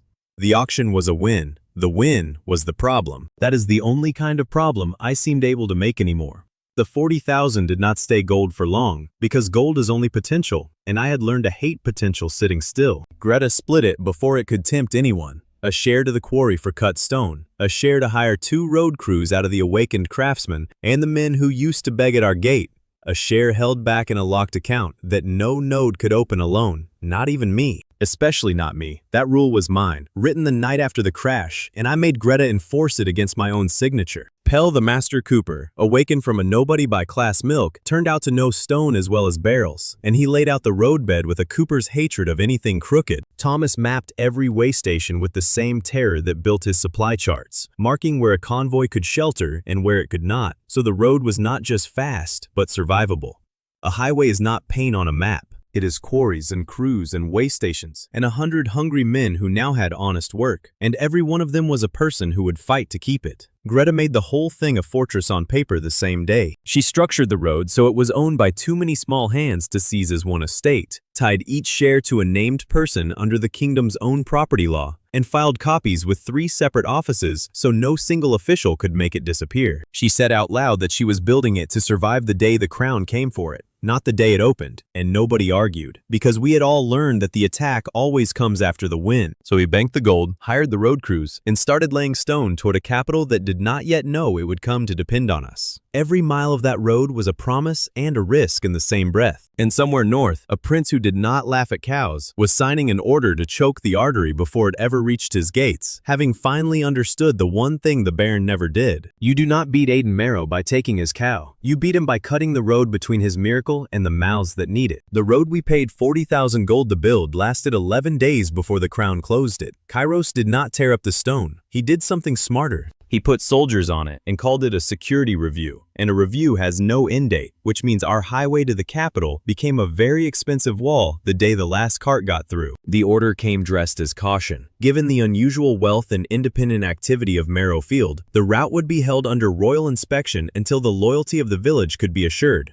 Every word of it was legal. Greta read it twice, looking for the crack and found none. Because Kairos does not leave cracks. He leaves nooses that look like paperwork. I rode out to the checkpoint myself, because a frozen road you can see is easier to fight than one you only hear about. And what I found at the Crown's blockade was not an army. It was a garrison of hungry men holding a line their own king could not feed. Mira came with me, and she saw it before I did. She has an eye for the specific weakness of a body, and she looked down the row of soldiers and said quietly, "Half of these men are starving. Not tired, starving." The border posting was the worst duty in the kingdom. The food came last and rotten, and Kairos had stationed men to choke our supply, who were hungrier than the village they were choking. The captain was a hard veteran named Doran, gray and straight-backed, holding his line by pure discipline. He told me flatly that no goods crossed, by royal order, and that included any clever charity I might dream up. He was right to say it, because he had clearly already thought about the field kitchen trick before I arrived. He was not stupid. He was starving and stubborn and doing his duty, which is the most dangerous kind of obstacle, the honest one. Then, a soldier in the third rank went down, just folded, quietly, the way a man goes down when there is nothing left in him, and two of his fellows caught him before he hit the stone and pretended it was the heat. It was not the heat. Doran looked at his fallen man and then at me, and his jaw was iron, because he knew what I had seen, and he knew I knew, and he ordered me to move along before I could say a word. I did not offer them food. That was the trap, and Mira and I had talked it through on the ride. If I walked up to the king's blockade and handed the soldiers bread, Kairos would have exactly the story he wanted. The exile buying the army out from under the crown. Feeding those men looked like bribing them, and a bribe is treason, and treason is the rope he was holding open for me. So I rode away from a line of starving soldiers and hated every step of it, because doing nothing was the only move that did not lose. Back at the village, we did the thing the trust network was built for, which is that I did not solve it alone in the barn at midnight. I laid it out to all 5 nodes. The road is closed. The men closing it are starving. We cannot feed them without it looking like we are buying an army. Go! And they went at it from 5 directions at once, and the answer came out of the pile, not out of me. Mira said the key was that it could not be a gift, and it could not be milk. It had to be something a soldier could take without a bribe attached, something that was clearly not the sacred product, something with no strings. Thomas, of all people, had the shape of it in his terror-built supply charts. Dry rations, not fresh milk, not a free cup, but a hard travel food made from the byproducts, cheese pressed and dried, that carried a shadow of the milk's strength and kept for weeks. We built the first batch as an experiment, and Mira tested it herself before anyone ate it. The dried ration held maybe a fraction of fresh milk's power, but a fraction aimed at an exhausted body did something the numbers made plain. Soldier stamina, in the test, up 60%. Not a miracle cure, just enough that a starving man could stand a full watch, which for these men was the difference between duty and collapse. Ration output, 0 rising toward 300 packs. We could make a lot of it, and it was legally food, not the banned milk. Mira set the one rule that made it survivable, and she set it against me before I could even be tempted. Making 300 ration packs meant a lot of byproduct, and a lot of byproduct meant a lot of milking, and she looked at me the way you look at a dog near a table and said no. Bella milks on her schedule, not the army's. We would make rations from what the safe yield allowed and no more, stockpiling slow, because the whole point of the last month was that we do not spin the cow to hit a number. I heard the crash in her voice and I agreed, and the ration line was built around Bella's rest, instead of Bella being built around the line. The first batch nearly failed, which is how I knew it was real work and not a miracle handout. The cheese pressed too soft held moisture and spoiled in the pack within days, useless for a soldier on a wall. Pell and Thomas argued about it for a night, and the fix was to press harder and dry longer, trading a little of the milk strength for shelf life a body could actually reach a week later. It was the same lesson as everything else. A miracle that spoils before it reaches the mouth is not a miracle. It is a promise, and starving men cannot eat promises. But it still could not be a gift, and here's where Roof earned his node. He rode back to the checkpoint alone, an old guard talking to a hard captain, soldier to soldier, no merchants, no miracle.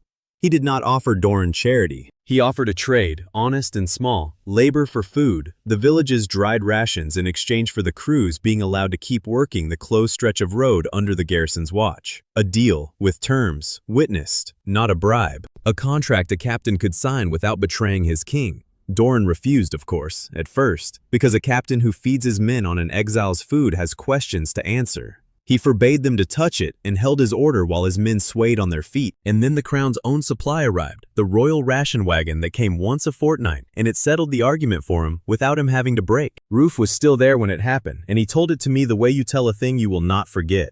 The royal wagon opened, and the food inside was rotten. Green bread, meat gone to slime, grain full of weevils, the last priority ration for the worst posting in the kingdom, arriving spoiled as it always did. The soldiers stood and looked at their king's provision, and then at the plain, hard cheese from a village of exiles that Roof had left sitting on the wall, untouched by order, perfectly good. Doran picked up a loaf of the rotten royal bread, turned it over in his hands, and made his choice in front of his whole garrison. He did not accept the exile food for himself. He was too proud and too careful for that. What he did was quieter, and it broke my heart a little. He took his own captain's portion of the good rations, the small privilege of rank, and he gave it to his men, and he ate the rotten bread himself. Then he looked at Roof and said, evenly, that his soldiers might make their own choices about illegal trade, and that he would be looking the other way for exactly as long as it took, and not one moment longer. That was the saddest turn we ever hit because there was no villain in it. A loyal captain, starved by the king he served, quietly letting his men eat an exile's honest food while he chewed his king's rot to keep his honor. The soldiers took the rations. Stamina came back into the line. Men who had been folding stood their watches. And every one of them now knew, in their bodies, whose food kept them standing and whose food was killing them slowly. The soldier who had folded in the third rank was a boy of maybe 17 named Wick, and he was the first to eat and the first to stand a full watch after. He found Roof at the wall and did not thank him, because a soldier does not thank the enemy he is guarding. He just asked, low, whether the village had enough for itself or was giving away food it needed. That question, from a starving boy on the wrong side of a blockade, told me more about who I was fighting than any of Kairos's orders. These were not the enemy. These were hungry kids in the king's coat. I want to be clear about what this was and what it was not. It was not an army turning to my banner. Doran's men served the crown, and they would still lower their spears if the crown ordered them to lower their spears at me. What changed was not their loyalty, it was their knowledge. You cannot unfeed a starving man. You cannot make him forget which bread had weevils and which bread let him stand. That memory would sit in 300 soldiers for the rest of their lives. And Kairos had put it there himself by stationing hungry men to guard the one thing that could feed them. Lyra saw the danger in it faster than the rest of us celebrated. She said feeding merchants is business and feeding an army is politics, and we had just walked from one into the other without a treaty. The moment the prince learned his border garrison was eating marrowfield rations, the security review would stop being about a road and start being about an army. And that was a far shorter path to a hangman. She was right. Reputation, the system noted. Milk lord shifting to border provider. Royal suspicion, up 75%. Every gain in this story comes with the bill attached. The bill came through Doran himself, and this is the part that shows what kind of enemy Kairos truly is. Doran filed a report because a captain must, and he filed an honest one. He did not accuse the exiles of poaching his men. He wrote the truth, that the royal ration wagons arrived spoiled, that his soldiers were starving at their posts, and that a village under review had provided sound food through a legal labor trade. An honest report, up the chain, to the prince. And that honest report frightened Kairos more than any lie could have, because a lie he could crush and an honest captain's testimony he could not. It put in writing, in the crown's own records, that the exiles fed the army the king had failed to feed. It made Marrowfield look like the responsible power, and the crown look like the negligent one. In a document Kairos could not simply burn without questions. Doran, doing his plain duty, had handed the prince a problem no soldier could solve. Kairos read it in his warm northern room, and understood, finally and completely, what he was dealing with. He said it to his aide in the flat voice of a man naming a disease. The village does not need to raise an army. It only needs to keep feeding ours until our soldiers cannot remember why they should march on it. That, he said, is not commerce. That is a second kingdom, and a second kingdom in a king's own borders is the one thing a crown cannot survive. So he stopped pretending it was a review. He drafted the real order, the one he had been walking towards since the auction. A full blockade of Marrowfield and every route in and out, all roads, all trade, all movement, sealed until the village proved a loyalty it had no legal way to prove, not a review. A siege by paperwork, meant to close the whole thing off from the world and let it starve inside its own success, while the kingdom watched to see if the exiles would break or beg. Neil kept the ration count on his own page, while the adults argued strategy, and he was the one who noticed the number that mattered. 300 packs made, and the village had not gone a single meal short to make them, because Mira's schedule held and Thomas's charts held. He showed me the tally with a kind of grim pride, a 12-year-old proving that this time, the miracle had not eaten its own people to feed strangers. I told him that was the whole difference between now and a month ago, and he underlined it, because he underlines everything that turns out to be true. The order reached us 3 days later, nailed to the very checkpoint where Doran's men now ate our cheese. Greta read it aloud in the square and did not soften it. Every road closed, every market cut off. No cheese to Castor, no goods to the capital, no convoys to the towns that had come to depend on us. The 40,000 gold road was now a 40,000 gold wall, sealing us in. We had gotten so good at feeding the world that the world's king had decided to wall the world away from us. And here's the thing that should have terrified me and instead made me quiet and certain in a way I had not felt before. A month ago, a blockade would have ended us, because a month ago, everything ran through one cow and one man and one bad decision away from collapse. Now it ran through 5 nodes and a whole village that had learned to carry its own weight. Kairos had sealed us in with our source, our system, our people, and our stubbornness, and he was about to find out that a village of exiles who have already survived starving once are very hard to starve a second time. The blockade was supposed to starve us with our own success. Instead, it handed us a weapon, and the weapon was a wheel of cheese so hard Roof used it to hammer a tent stake. But I am getting ahead of the story, and the story starts with the thing that nearly beat us, which was not soldiers. It was time. Fresh miracle milk is a live thing, and live things spoil. Sealed in, cut off from every road, we suddenly had a source that worked, and no way to move what it made before the strength drained out of it.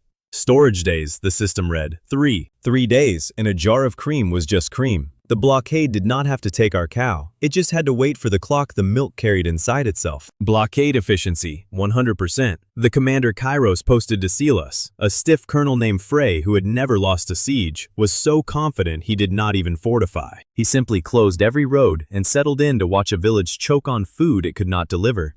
He told his officers it would take a month. A rich, trapped village with perishable goods, he said, is a fat man in a locked pantry. It rots before it fights. And for a few days, he looked right. The allied towns that had come to depend on our cheese went quiet as their kitchens emptied. Castor's caravan sat loaded and stranded. Our storehouses filled with product that was slowly turning back into ordinary food, and I watched 3 days of yield lose its edge on the shelf and understood that we could not outproduce a blockade. More milk was not the answer. More milk just meant more spoilage. We needed the milk to stop being alive without killing what made it worth eating. We needed to preserve a miracle. Mira held her line through all of it, and thank God she did. Under pressure like that, my old self would have pushed Bella to flood the storehouses and beat the clock by sheer volume. Mira milked on the schedule, and not one drop passed it. And when I opened my mouth to argue the blockade math, she just said we already tried spending the cow to win a race, and we both remembered how that ended, and I closed my mouth. The constraint was not the enemy. The constraint was the discipline that kept us from becoming our own worst month. The answer came from Thomas, and it came the way all of Thomas's answers come, which is by accident, in a panic, while apologizing. He was trying to save a batch of cheese from spoiling by drying it, and being Thomas, terrified of wasting food during a siege, he did not dry it a little, he dried it into oblivion. He left it too long, at too much heat, and pressed it too hard, and what he pulled out was less a cheese than a stone, a dense, pale disc you could crack a tooth on.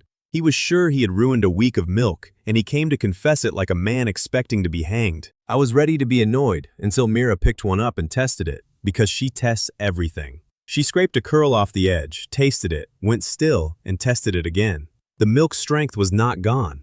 Drying it that hard had not killed the effect. It had locked it, concentrated it. The power that leaked out of fresh milk in 3 days was sealed inside this ugly stone disc, and the system agreed in a line that stopped the whole room. War cheese, unlocked. Storage days, 3, rising to 90. 90 days. From 3 to 90, Thomas had not ruined a week of milk. He had solved the only problem the blockade could beat us with by being too scared to do anything halfway. We stood in the storehouse, holding a wheel of cheese that would keep for a season, that carried the milk's strength in a form no clock could drain. And Thomas kept apologizing until Mira told him to stop, that he had just won the siege, and he sat down hard on a barrel because his legs stopped working. The village laughed at it first, and I let them, because it deserved to be laughed at. It looked terrible. It was the color of an old tooth and about as hard, and the first man who tried to bite one straight nearly cracked a molar, and there was a whole afternoon of jokes about the miracle that finally produced a rock. Stone cheese, they called it. Merrowfield's finest gravel. Even I thought we would have to grind it into porridge to make it edible. Then Roof, who thinks like a soldier and not a cook, picked one up, weighed it in his hand, and said the sentence that turned the joke into a strategy. He said a food that never spoils, that a man can carry in a pack for 3 months, that takes a hard knock without breaking, is not a bad cheese. It is a perfect ration. He had spent his whole life watching armies starve because their food rotted before the march ended. And here was food that would outlast the march. The stone cheese was not a failure of cooking. It was the thing every quartermaster in history had dreamed of. Lyra saw the other half of it in the same breath because she thinks in trade. A product that keeps for 90 days is a product you can move slowly, quietly, along any route, hold in any town, exchange for anything. Fresh milk was a hostage to time, and the blockade knew it, but war cheese laughed at time. She started sketching an exchange network on the spot. Cheese for grain, cheese for iron, cheese for cloth and salt. It was a barter economy that did not need the sealed roads at all, because a thing that lasts 90 days can wait for a slow, secret path. Within 2 weeks, Lyra had turned the stone cheese into a currency. A wheel bought a sack of grain in one valley, a bar of iron in another, bolts of cloth from the weavers who could not sell under the blockade either. Merrowfield, sealed off from all coin, quietly built an economy that used no coin at all, and every trade left us harder to starve than the last. Frey was strangling a village that had simply stopped needing the thing he cut off, and a slow, secret path was exactly what Thomas had, and did not know he had, until Pell the Cooper reminded us. The old mill sat over a set of drainage and storage tunnels, dug generations back, half collapsed and forgotten, running under the fields toward the neighboring valleys. Open roads were blockaded. Nobody had thought to blockade the ground, because nobody but Pell and a few old millers even knew the tunnels were there. They were dangerous, low, wet, and partly caved. They were also entirely outside Colonel Frey's map. So we built the hidden convoy network, and this is where the whole trust network paid off at once, because it took every node to make it work. Roof mapped the safe tunnels and drilled the runners. Thomas, who apparently was born to plan supply lines the moment fear gave him a reason, charted the loads and the timings. Lyra arranged what waited at the far end. Greta documented every single exchange as legal aid between villages, not smuggling. So if a convoy was ever caught, it would be caught doing something we could defend in a court. Mira kept the cheese production inside Bella's limits, so we never repeated the crash.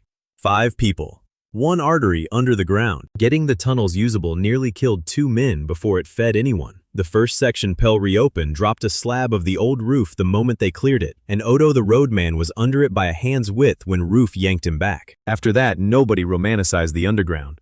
They shored every stretch with cut timber, tested the air with a candle before each run, and mapped a fallback so that if a passage went, the runners behind it were not sealed in with the cheese. It was slow, ugly, frightening work, and it was ours, and no colonel on the surface knew it existed.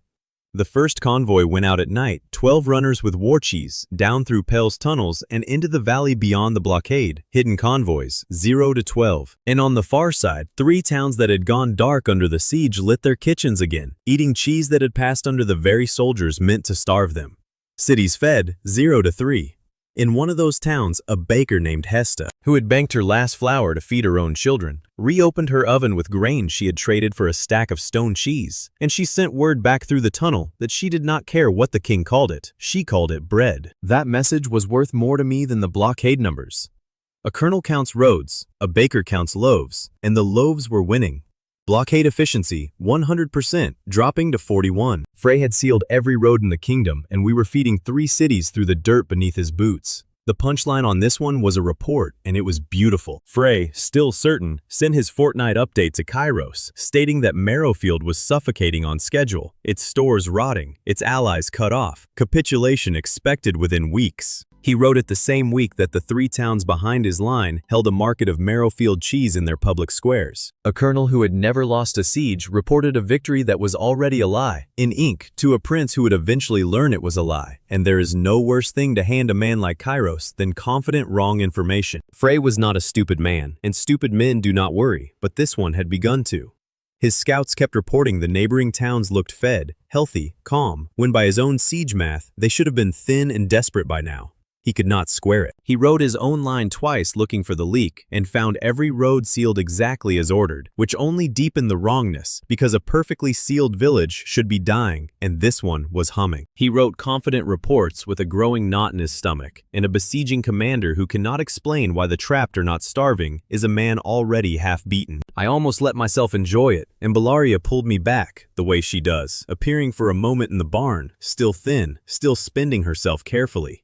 She said a tunnel is a secret, and a secret is only strong until one person tells it. The network under the ground was feeding cities, yes, and it was also a single betrayal away from becoming a trap, because a hidden route the enemy learns about stops being an escape and becomes an ambush. She was warning me about the same wound that had bled before. The system runs on trust, and trust has a deal in it somewhere. She was right, of course. She is always right, and I have stopped resenting it. One of the tunnels got found, and it got found the way these things always do, not by the enemy being clever, but by someone on the inside talking.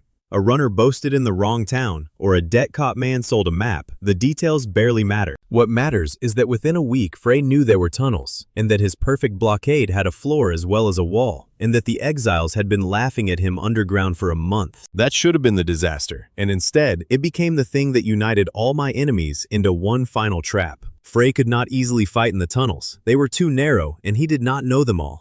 But the discovery that Marrowfield had been running a secret supply network under a royal blockade was, on paper, a serious crime. Smuggling, defiance of a crown order, exactly the kind of charge my scattered enemies had been waiting for. The Baron, the Guild, and the Church did not have to invent anything now. We had handed them a real act to prosecute, and so, for the first time, they stopped working against each other and started working together. Baron Valk, who wanted Bella, the Golden Horn Guild, who wanted our market dead, Bishop Orden, who wanted the miracle under his seal. 3 enemies who had each lost to me alone, combining their grievances into one document. Because a blockade run is a crime a village cannot laugh off, and a public trial is a stage where 3 losers can pool their hate into a single rope. Greta saw the shape of it before the summons even arrived. She said we had beaten each of them on the specific thing they attacked. The tax, the market, the vessel. Now they had learned the lesson I kept teaching my own team, that no one of them could carry it alone, so they would carry it together. Public, official, every faction pooling its accusation, held up in front of the whole region, and through it, the crown.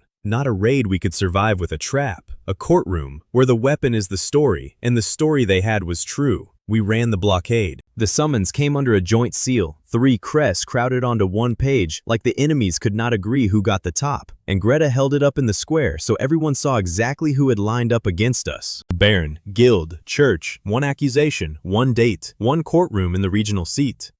The village did not flinch the way it would have 6 months ago. Bella wandered over during the reading, sniffed the official summons in Greta's hand, and declined to eat it, which for Bella is practically a salute, and the whole square laughed, and the laugh was the answer. We were not the frightened Hamlet these 3 had each bullied once.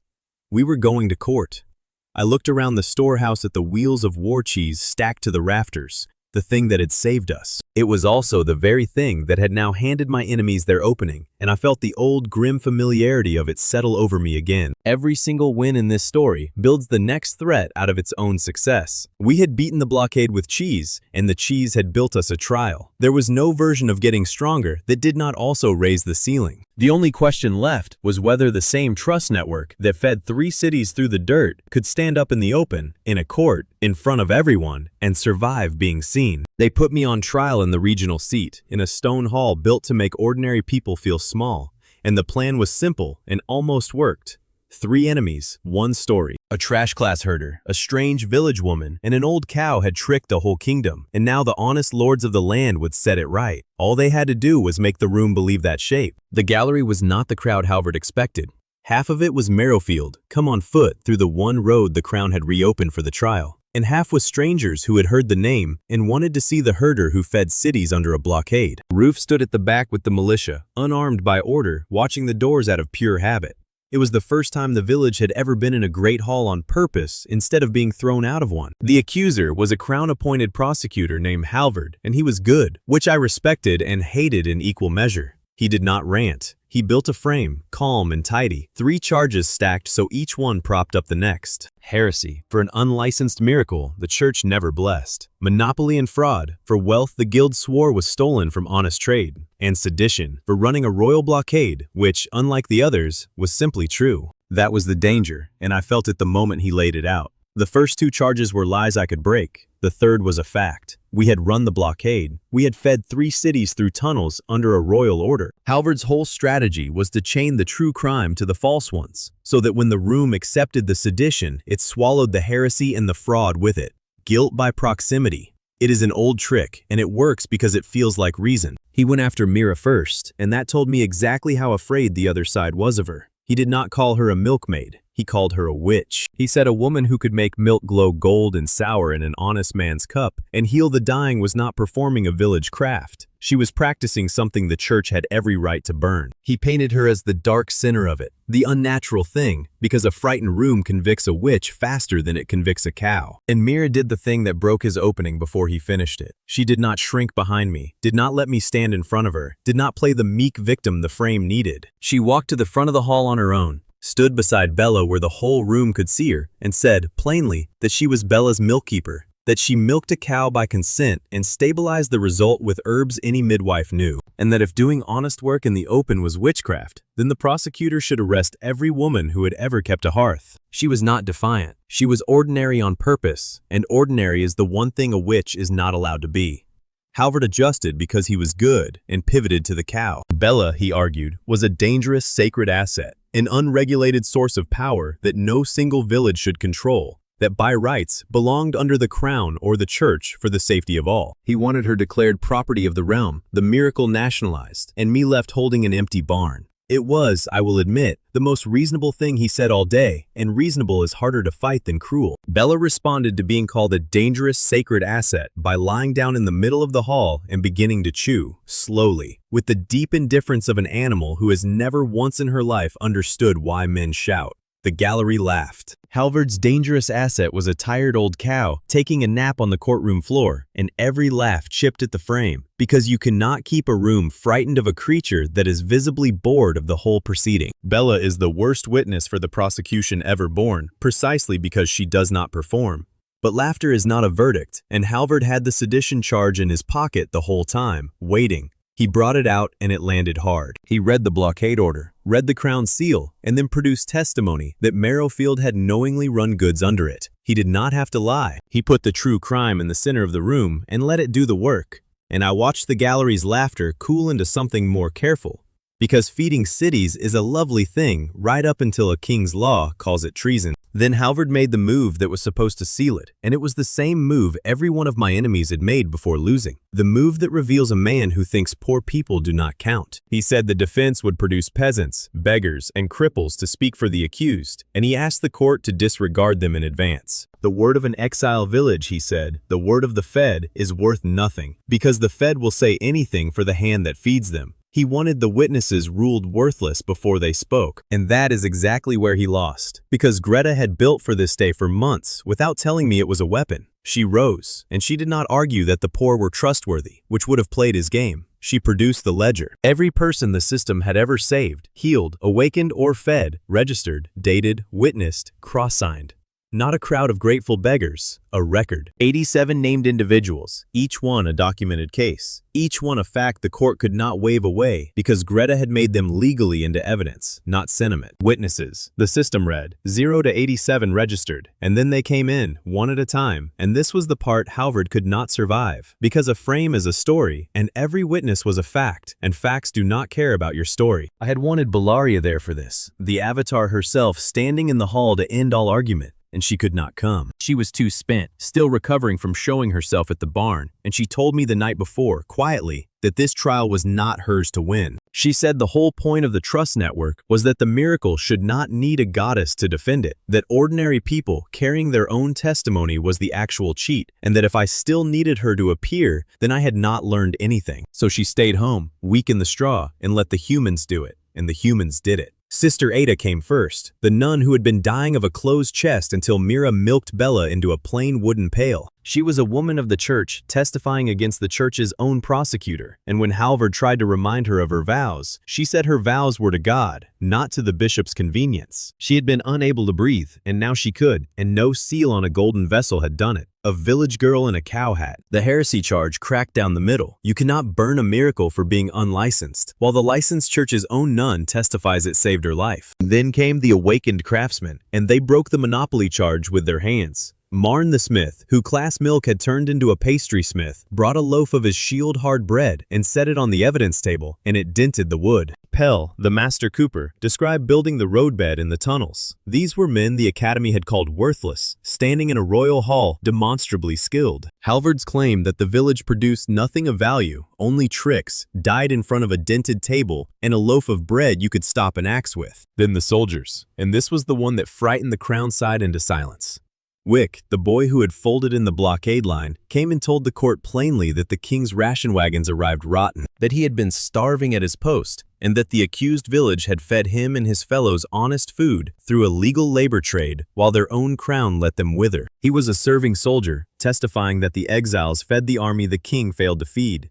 Nobody in that hall wanted that said out loud, and he said it anyway, standing straight because someone had finally taught his body the difference between the two breads. Hesta the baker came up from one of the blockaded towns, flour still ghosting her sleeves, and told the court she had traded stone cheese for grain and reopened an oven that had been cold for a month. When Halvard called that smuggling, she looked at him like he had said something in a language she did not speak, and asked whether feeding her 3 children was the crime, or whether the crime was the blockade that had tried to stop her. The gallery had no answer, and neither did he, because a baker with flour on her arms is very hard to hang. Then Greta entered a document the prosecution never saw coming. It was Captain Doran's own honest report, the one filed up the crown's chain, stating the royal ration wagons arrived spoiled, and the exiles fed his men through a legal trade. A serving officer's sworn words, in the crown's own records, that Marrowfield fed the army the king starved. Halvard tried to have it struck and could not because it was the crown's document, not ours, and there is no striking a king's own captain telling the truth. And then Neil, 12 years old, the first cup, who stood on a box so the court could see him, and read from his tally page in a clear, flat voice the numbers he had kept for a year: free meals served, sick healed,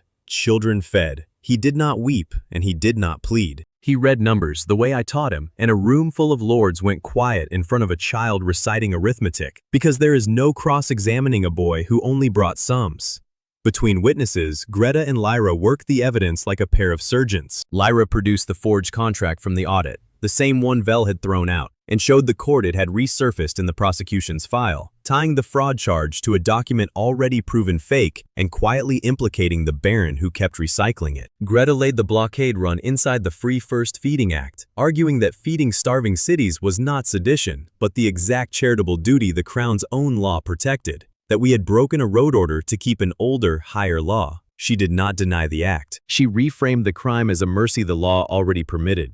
Halvard felt it slipping and did the thing cornered prosecutors do. He demanded proof, live, in the hall. He demanded the cow produce her miracle on command so the court could judge it, sure that pressure in a hostile room would make it fail, or that if it worked he could call it sorcery. He wanted a spectacle he could spin either way. So Mira gave him one, on her terms, and it was the last mistake his side made that day.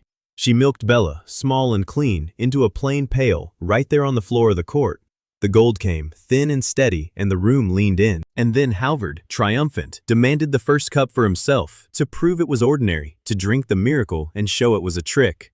Mira poured it. She did not warn him. She just poured and handed it to the man who had spent a day calling her a witch, and Bella an asset, and the fed a lie. And the whole hall watched the gold milk curdle gray and thick in the prosecutor's own hands before he could raise it to his mouth. The no greed rule does not know it is in a courtroom. It read Halvard exactly as it read the tax collector and the auction saboteur, a man reaching for the miracle to control it and destroy the people who made it. And it soured for him before every lord in the region. He stood there holding a cup of curdled proof, the living demonstration that the milk gives to the needy and refuses the grasping, and there was nothing he could say, because he had asked for the test and the test had answered him. That was the vindication, and it was public, witnessed, and total. But the win cost exactly what Bellaria warned it would cost, and I felt the price even in the moment of victory. To beat the frame, we had shown the court the rule. We had demonstrated, in the open, that the milk sours for the greedy and flows for the good, which meant the crown now knew the mechanism, knew that possession alone would never command it, knew that to control the miracle, you had to control the people. We won the trial by teaching our enemies the one lesson that made them stop trying to steal the cow and start trying to own the woman. The verdict, when it came, was everything and not enough. The court could not convict, not with a nun, a soldier, a child, and a prosecutor's own curdled cup on the record. The heresy failed, the fraud failed, and even the sedition softened into a censure when Greta's mercy law argument held. Public reputation, the system read, regional rising to kingdom-wide. The little wooden sign from the first day, milk free for the hungry, was entered into the record as a principle the region now recognized, one step from law, one step and no further, because the crown reached down and took the last step for itself.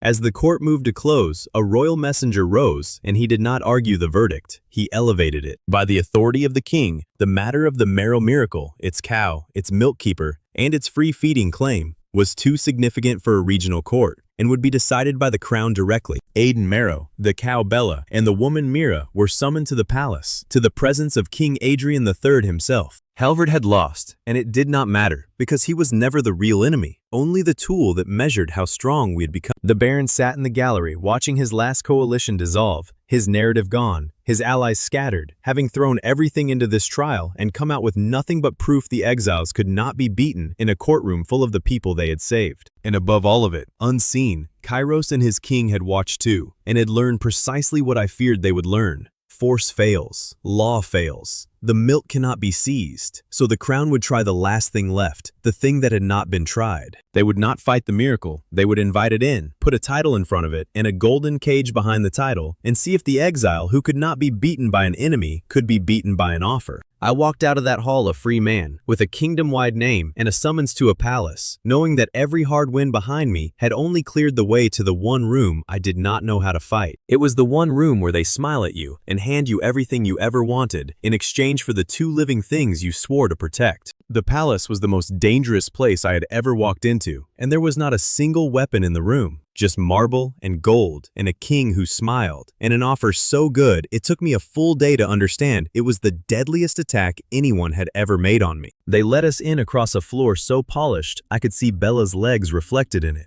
an old cow clopping through a hall built to humble emperors, and the whole court laughed.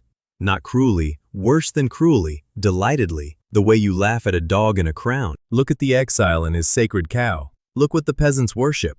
The laughter was the first move, and it was meant to make me small before the real business started. Mira walked beside Bella with her chin level and did not give them the flinch they wanted. I had learned by now to watch her read a room, and she read this one fast. She leaned close and said one thing under the laughter. This is not about you. It is about me and her. And she was right, and it took me embarrassingly long to catch up to what she already knew. That the king had not summoned a herder. He had summoned a cow and a woman, and I was the man he intended to buy so he could keep them. King Adrian III was not what the stories make of a villain king. He was calm, gracious, genuinely charming, an old man with kind eyes who rose to greet a peasant, which no one expected. He praised the miracle. He praised the feeding of the poor. He said the kingdom had watched Marrowfield with wonder and some shame, that a crown should feed its people, and here a village of exiles had done what the crown could not. He agreed with me, out loud, in front of his whole court, and that was the most frightening thing anyone had ever done to me, because you cannot fight a man who agrees with you. The Baron called me a criminal, and I beat him. The bishop called me a heretic, and I beat him. The king called me a hero and offered to make it official, and I had no practiced answer for that, because every enemy before him had attacked the thing I was, and the king attacked the thing I wanted: recognition, legitimacy, an end to the fight. He offered me the exact reward I had been bleeding for, and only slowly did I see the price tag turned face down underneath. The offer, when it came, was staggering, and I want to be honest that part of me wanted it. A noble title, restored and elevated, higher than the family that exiled me. Land, real land, more than my whole bloodline had ever held. Gold to make the auction look like pocket change. Royal protection for the village. An end to the blockade, the roads reopened, the frozen license unfrozen. Every enemy I had called off with a word. Everything I had fought 18 months to build, handed to me clean, in an afternoon. All I had to do was let the crown take Bella and Mira under royal protection. Royal protection. He said it warmly, like a gift. Bella would be housed in the royal stables, safe, honored, cared for as a national treasure. Mira would be given a position at court, titled, comfortable, her milkkeeper craft in the service of the whole kingdom instead of one village. Protected. And it sounded so reasonable that half the court nodded along. And it took Mira's hand going white on Bella's rope for me to feel the trap close, because Mira had heard the real word inside the pretty one. Protection means control. Housed means kept. Titled means owned. He was not offering to shelter them. He was offering to take them and to pay me so well for it that refusing would look like madness. The system gave me a cold, quiet line as we stood there, and it was not a receipt, it was a warning.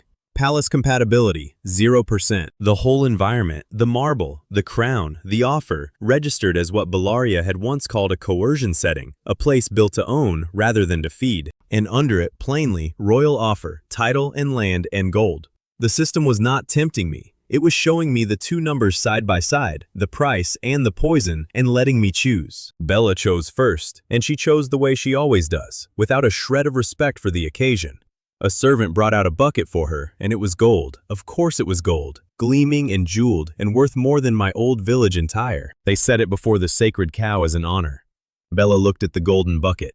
She looked at the king, and she turned her head away and declined it. Then, for good measure, she lay down on the emperor's marble and would not rise. And the laughter in the hall died into something much more uncomfortable, because a cow refusing a king's gold is a hard thing to explain away in front of the whole court. The king, being no fool, turned the cow's rudeness into his next move. If the animal is truly sacred, he said, still smiling, then let us see the miracle, here, now, so the court may witness the wonder it has heard so much about.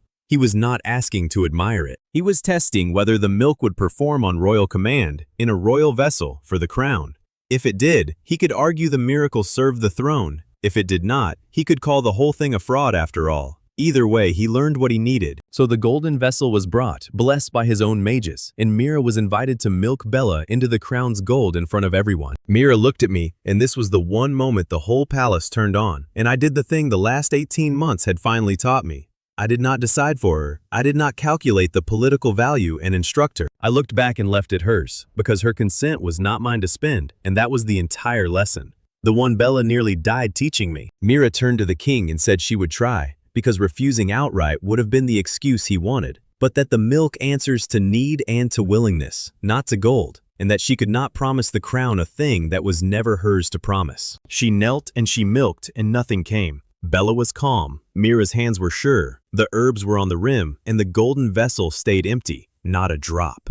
The system read it flat and merciless for the whole court to feel if not see. Milk output in golden vessel, 0. Coercion detected. The miracle would not fill a cup meant to own it. In a plain wooden pail for a hungry child it flowed gold. In a jeweled crown vessel for a king who wanted possession, it simply refused, and no blessing from no royal mage could change it. The king's mages tried. This was the part that emptied the room of its comfort. They laid hands on the vessel, spoke their words, invoked the crown's own divine authority, and the gold stayed empty and the hall stayed silent. The most powerful men in the kingdom, in the seat of all its power, could not make a tired cow give milk, because the one thing their power could not make was the one thing the miracle required, the absence of the very greed that filled that room floor to ceiling. Bellaria, somewhere far behind me in a barn, weakened as they tried, because a court straining to own the miracle drains the thing that makes it real, and I felt her fade in the empty vessel like a candle guttering in a sealed jar. And the silence that followed was the true reckoning, and it was the quietest and most terrible thing I ever stood through. No curdled cup this time, no crowd jeering, no dramatic reversal, just a golden bucket, empty, on a marble floor, in front of a king, while the entire court understood at once that the crown did not and could not control the miracle it had summoned. The laughter from the entrance was long gone. What replaced it was the cold arithmetic of powerful people, realizing the peasant had something they physically could not take, and that realization is far more dangerous than any mockery, because mockery underestimates you, and calculation does not. The king stopped smiling then, and this is where I finally met the real Adrian, and he was worthy of the crown, which made it worse. He did not rage, he simply moved, in the same breath, from the carrot to the stick, so smoothly it barely had a seam. If the miracle would not serve the crown willingly, he said, then the crown would ensure it served no one against it. Every account frozen, the roads seized, the village lands placed under review, the blockade formalized into permanent siege. He laid out the ruin of everything I had built in the same gentle voice he had used to offer me a title, and the message was clear. Take the deal and rise, or refuse it and watch the crown starve the very people I had spent everything to feed. That was the trap fully sprung, not a threat to me, a threat to them. Neil, Ada, Wick, Hesta, the awakened craftsman, the 3 fed cities, all of them now hostage to my answer, because the king had correctly understood that I could take pain, but not watch others take it for my pride. He froze the accounts and let me feel the capital itself begin to go hungry 2 floors below us, and he waited, patient and kind-eyed, for the reasonable man to make the reasonable choice. I stood in that hall with everything I ever wanted in one hand, and everyone I ever protected in the other, and I understood that this was the fight I did not know how to win, the one Bellaria had seen coming since the road. You cannot beat a king with a comeback. There was no clever rule to trigger, no forged document to expose, no witness to call. There was only a choice, and the system, for the first time in the whole story, gave me no window at all. No receipt, no option prompt, nothing. Because this one was not the system's to decide. It was mine. And here is what the old Aiden would have done. The one who got exiled, the one who calculated. He would have taken the deal. He would have run the numbers, seen that a title and royal protection ended the blockade, reopened the roads, fed the cities, and secured Bella in safety. And he would have told himself that Mira at court was a small price for feeding a kingdom. He would have optimized. He would have spent the 2 living things he loved to buy the outcome he wanted, and called it the responsible choice. Exactly as he once forced 18 liters from a cow with 7 in her. But I was not that man anymore, because that man nearly killed a cow and lost a village. And Mira taught me the difference between saving people and owning them at the cost of everyone I claimed to serve.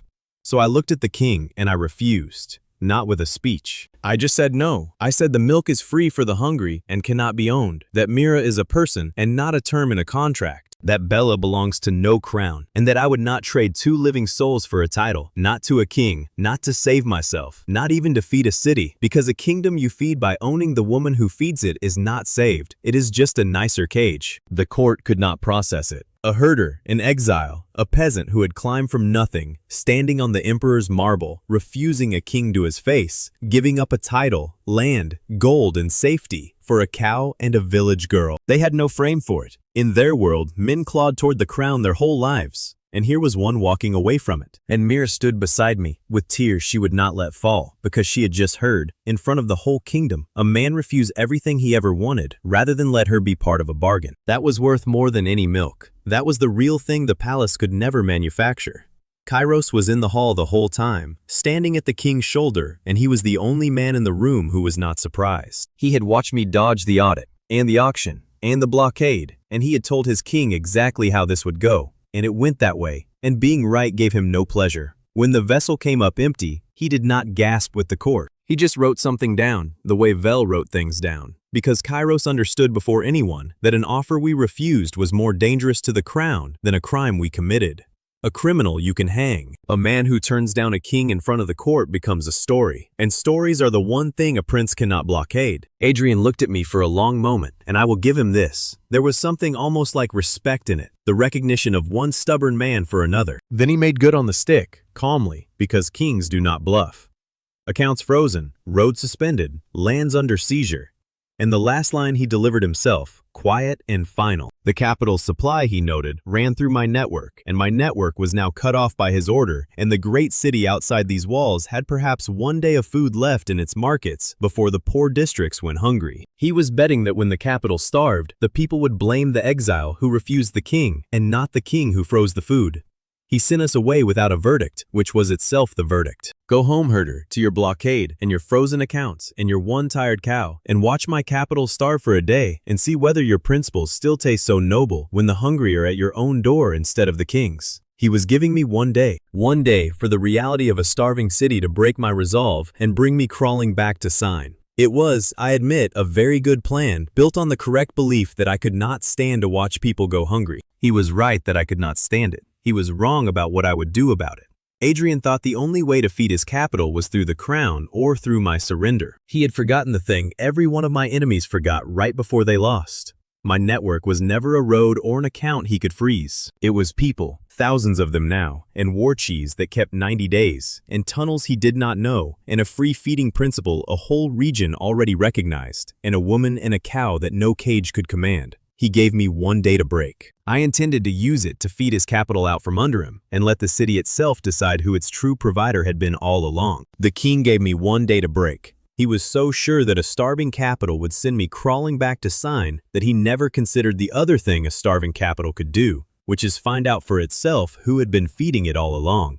So I did not crawl back. I opened kitchens. Here is what Adrian did not understand about his own city, because kings rarely walk the poor districts. The royal warehouses were full, grain, salt, dried meat, stacked to the roofs, a king's abundance. But it was priced for merchants and nobles, and when he froze my network to squeeze me, the food the poor districts actually ate, the cheap cheese and the free bowls that came in quietly through Lyra's channels, stopped. The rich had full pantries. The poor had my supply, and my supply was what he cut. He starved his own poor to threaten me and did not even see them do it. Capital hunger relief, the system read, as we came down into the low districts, 0%. Volunteer kitchens, 0. The city was 1 day from the palace and might as well have been a different kingdom. In the poor quarter, a mother stood at a closed royal granary with an empty cup, told the food was there, but not for her, and that image did more for us in an hour than any speech, because the people around her had all just watched the crown lock the door on its own citizens. The royal intendant made it worse by trying to fix it the royal way. He rode out with promises, announced the warehouses would open, that the crown would provide, that order would be restored. And then the warehouses did not open on time because a bureaucracy cannot feed a hungry district in an afternoon. And the crowd that had been promised food and given a speech began to turn. And a turning hungry crowd is one bad moment from a stampede that would give the king every excuse he needed to send in soldiers. That was the real danger of the day, and I want to be honest about it. My network could feed the capital, I knew that. We had the war cheese reserves in the tunnels and the nodes. But launching a food operation into a panicked crowd of tens of thousands is how you kill people. In the crush, at the carts, at the doors. A miracle poured out carelessly becomes a disaster. The same lesson as the very first queue at Bella's barn, scaled up to a city. Feeding the capital was not a matter of having food, it was a matter of order, and order was the one thing a frozen, frightened city did not have. So I did not run out and start handing out cheese. I ran the play the Trust Network was built for, and I did not run it alone. 5 nodes, 1 city. Greta went first, not with food, with paper, registering every kitchen we opened as free charity under the free feeding principle the region had already recognized. The moment we fed anyone, feeding them was legal, and stopping us meant arresting a soup line in front of the whole capital, in full view of a hungry city. She made mercy lawful before we served a single bowl. Lyra took the supply, and this was her masterwork. She had spent the blockade building an exchange network of war cheese and quiet routes. Now she turned it inward, into the city, pulling the 90-day reserves out of a dozen hidden stores and staging them across the poor districts before anyone knew a kitchen was coming. By the time the crown noticed, the food was already inside the walls, positioned, because Lyra never moves product where you can see it until it is too late to stop. Mira set up to milk, not in a palace, not for a king, but at the base of the city wall, in the poorest quarter, among the hungry, in a plain wooden pail, exactly where the miracle was designed to work. And it worked, small and clean and gold, because there is no more perfect vessel for that milk than a starving district that needs it. The contrast with the day before was the whole point. In the golden palace bucket, nothing. At the foot of the wall for the poor, it flowed. The system did not have to explain it. Everyone watching understood. Bella gave what she could, and no more, and Mira held that line even here, even with a whole city hungry at her back. Bellaria was barely a whisper now, spent from the palace, from the road, from every time the crown had strained to own her, and she told me low, that she had one more real effort left in her, and that I should not waste it here. Save it, she said, for the moment the king forces a choice in front of everyone. Do not spend the last of me feeding a district. Spend it ending the lie. I did not fully understand her yet. I would, the next day, on the palace steps. And then there was Thomas, and this is the payoff I had been waiting the whole story to see. The man who hides under tables, who apologizes to doors, who booby-trapped his own barn and fell into his own trap, stood up in front of a crowd of thousands on the edge of a stampede and ran it. All that fear, all those obsessive supply charts, all that terror of everything going wrong turned out to be exactly the mind you want at the front of a hungry crowd, because Thomas had already imagined every disaster and planned around all of them. He organized the lines the way he organized his charts, terrified and precise, districts by section, Families by number, elders and children first, rations by the piece, kitchen space so no single point could crush. He did not shout them into order, he structured them into it, gave a frightened crowd a system to hold onto, and a crowd with a system stops being a mob. Volunteer kitchens, 0 rising to 29, as the city's own people started staffing them, neighbors serving neighbors under Thomas's frantic, careful direction. Capital hunger relief, 0 to 18% in an afternoon, without a single person crushed. The mother at the locked granary had a name, Sela, and 2 children, and she was the first person Thomas's system fed at the wall kitchen. She did not thank me either, which I had finally learned to understand as the highest thing a person can do. She took her bowl, fed her small ones first, and then, still hungry herself, picked up a spare ladle and joined the line of volunteers serving the family behind her. That is how 29 kitchens became 40, not charity handed down, hunger, turning around and feeding the next hunger. Neil ran a tally at the 3rd kitchen the way he ran tallies at everything, because I could not have kept him home if I chained him to the mill. He counted bowls, marked families, and shouted the numbers to Greta so the free charity record stayed clean in real time.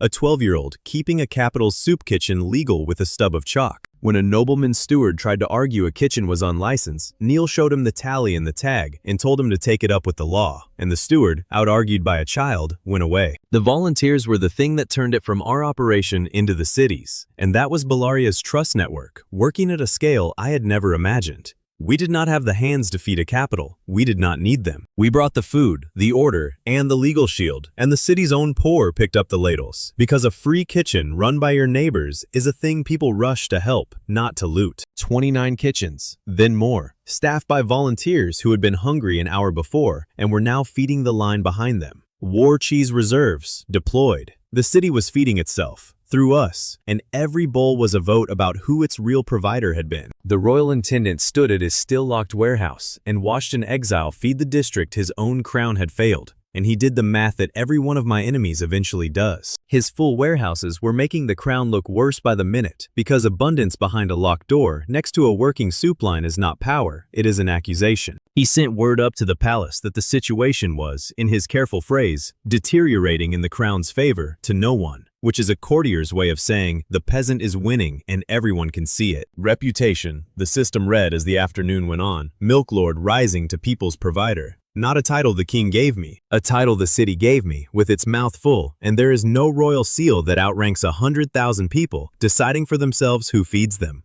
Adrian had wanted the capital to blame the exile for its hunger. Instead, the capital watched the exile end its hunger while the crown's warehouses stayed shut, and blame is a river that flows downhill toward whoever holds the locked door. And that is when the king played his last card, and it was the ugly one, the one desperate power always reaches for. Orders came down from the palace to the city guard. Arrest the cow. Seize Bella and the woman Mira, disperse the kitchens, and put an end to the spectacle of an exile outfeeding the crown in its own capital. If he could not own the miracle and could not outfeed it, he would simply take it by force in front of everyone and dare the city to stop him. The guards came, a column of them, into the poor quarter where Mira knelt by Bella at the foot of the wall, surrounded by soup lines. And this was the moment the whole story had been walking toward, the test of everything. Roof stepped in front of the first guard, an old man with a bad knee and no weapon, and did not fight him. He just stood in the way and looked at him. Lyra and Greta moved the network people back and held the legal tags high so that every guard could see they were about to disperse a registered lawful charity. Mira did not move from Bella at all. She stayed on her knees with the pail, milking, feeding a child in the line, adjusting to make the miracle into a thing worth fighting over. And the guards stopped. Not because Roof was frightening. He was one old man. They stopped because of what was in their own hands. Half of them were carrying war cheese in their packs, the ration that had kept the border garrison standing when the crown's own wagons came rotten, or they had brothers on that border who had, or they had eaten from one of these very kitchens on their way here. The king ordered them to arrest the people who had fed them, and their bodies remembered which bread had weevils and which bread let them stand. They did not refuse out loud. They simply did not move, and a guard who does not move is the loudest answer a soldier can give. Capital hunger relief, 18%, climbing to 43% as the standoff held and the kitchens kept serving right through it. Because the volunteers did not stop just because soldiers had come, they kept ladling behind the frozen line of guards. It was the strangest scene. A column of the king's soldiers standing motionless in the middle of a working soup kitchen, unable to make themselves crush the thing that had kept them alive, while the city ate around their boots. I want to be careful about what this was, because it would be easy to make it a heroic uprising, and it was not. The guards did not turn rebel. They did not raise their spears for me. They just could not raise them against the food, and there is a world of difference. And that difference is the whole moral of everything I had learned. I did not win the loyalty of the king's army. I had simply fed them honestly for months, and you cannot make a fed man forget who fed him fast enough to point a spear at him on command. It was not a coup, it was a debt no order could cancel.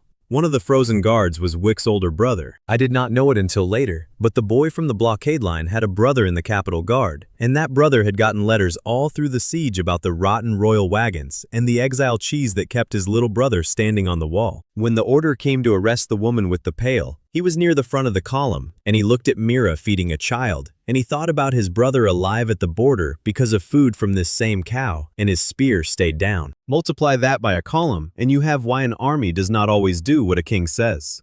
The captain of the guard was a hard man, doing an ugly job. He stood at the front of his frozen column and faced the impossible thing, an order he could not make his men obey and could not disobey without losing his own head. He looked at Ruth, and at Mira in the pail, and at the child drinking, and at his own soldiers standing still with cheese in their packs. And he did the only thing a man in that spot can do. He sent for the king. He said, more or less, that this was above a captain, and he was right, because feeding 100,000 people is above everyone but the man who claims to own them. So the day the king gave me to break ended with his own capital fed by my hands. His own guards, frozen by their own gratitude, his own warehouses standing locked and shameful, and his own city calling an exile its provider in the street. Adrian had bet the whole thing on the belief that hunger would turn the people against me.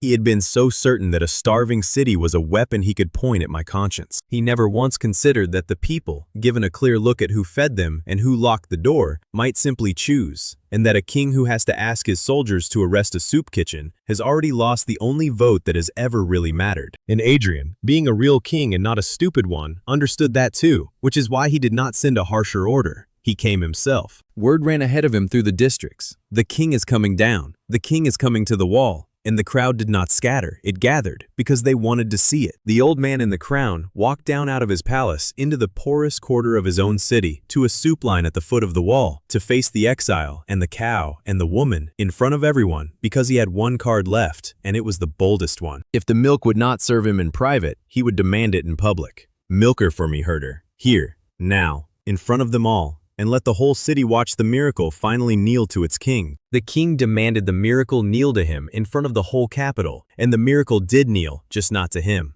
It knelt to a hungry woman he had never noticed. And that was the end of King Adrian III's power, though he did not understand it until the milk in his own golden cup turned to water. They set the stage the way kings do, on the palace steps above the great square, the crown and the court up high, the people packed below, and Bella and Mira and me in the middle where everyone could see. Adrian meant it as a throne room, with the sky for a ceiling. Milk her for me, he said again, loud enough to carry, so that the whole city could watch the exile's cow finally give her miracle up to her king. He was certain that in front of 100,000 people, I would not dare refuse, and that when the milk flowed at his command, the story would be his. So I agreed. That surprised him, and it surprised the court, and it was the last thing any of them expected from the man who had refused the king to his face the day before. I said, yes, your majesty, we will show the whole city the miracle, right here, right now. Mira will milk Bella in front of everyone. And I watched Adrian relax, thinking he had won, thinking pressure had finally bent me, because he still did not understand the one rule that had beaten every enemy before him. The milk does not obey the powerful, it answers the hungry. He had just ordered a public demonstration of the exact thing that would destroy him. Mira knelt with the plain wooden pail, and Bella, who had refused a golden bucket in the palace, gave milk on the open steps without a moment's hesitation. Because the square below was full of hungry people, and that is the only invitation Bella has ever accepted. The gold came, and this time, it came brighter than I had ever seen it, brighter than the first cup that saved Neil, and the system printed the number I had been climbing toward for 18 months. Milk rank, S, rising to SSS. In front of the king, at the foot of his palace, the miracle reached the top of its ladder, and it did it for the crowd, not the crown. And then, before the king could reach for it, Mira did the thing that turned the whole demonstration into a verdict. She took the first cup, the SSS cup, the most powerful milk that had ever existed, And she did not carry it up the steps to Adrian. She carried it down into the square, to the hungriest person there, a thin young mother holding a child who had gone quiet and still in that terrible way. The way that stops being crying and becomes something worse. The first cup always goes to the one who needs it most. That was the first rule from the very first day, from Neil, and it does not change for a king. The mother tipped the cup to her child's lips, and the whole square held its breath. 100,000 people gone dead silent, and the little one drank. And then the child stirred and coughed and opened its eyes and cried, a real strong cry, the sound of a body coming back, and the mother made a noise I will hear for the rest of my life. And the square did not cheer. It was too big for cheering. It just breathed out all at once, 100,000 people watching a dead still child come alive on the palace steps, given the crown's own demonstration by an exile who sent it past the king to a beggar. That was the payoff of everything. And there was no villain reaction to cut to, because the villain was standing right there watching his stage turn against him in real time. Adrian had summoned the miracle to prove it served the throne, and it had performed flawlessly, gloriously, at full SSS power in front of his entire capital, and it had performed for a nameless, hungry mother while the king stood ignored above with an empty golden cup in his hands. He got his public demonstration. It just demonstrated the opposite of everything he wanted it to say. But Adrian was a king to the end, and he would not accept it, and he reached for the last move, the one that finished him. He demanded the second cup. If the miracle was real, he said, his voice tight now, then it would serve its king as readily as a beggar, and he ordered Mira to fill his own golden cup and hand it up, so the city could see the crown drink the wonder too. He still thought the milk was a substance, a thing that worked or did not. He did not understand it was a judgment and that he had just demanded to be judged in front of everyone he ruled. Mira looked at me, I looked at Bella, and Bella looked at the king with that flat, ancient boredom and gave the milk, because Mira milked her willingly, and the milk itself would render the verdict, not us. Mira filled the king's golden cup with gold, glowing, SSS milk, the same milk that had just raised a dying child, and she carried it up the steps and placed it in the hands of King Adrian III. And the whole capital watched him raise it to drink the proof of his own legitimacy. And in his hands, in front of 100,000 people, the gold milk turned to water. Not sour, not curdled. That was for petty greed, for tax collectors and auction cheats. For the king it did something quieter and infinitely worse. It simply became clear, thin, ordinary water, drained of every trace of the miracle, because the no-greed rule at its highest reading does not merely reject a greedy man, it reveals him. And what it revealed about Adrian was the truth of how he had ruled. King's Cup compatibility. The system read for anyone who could feel it, 0.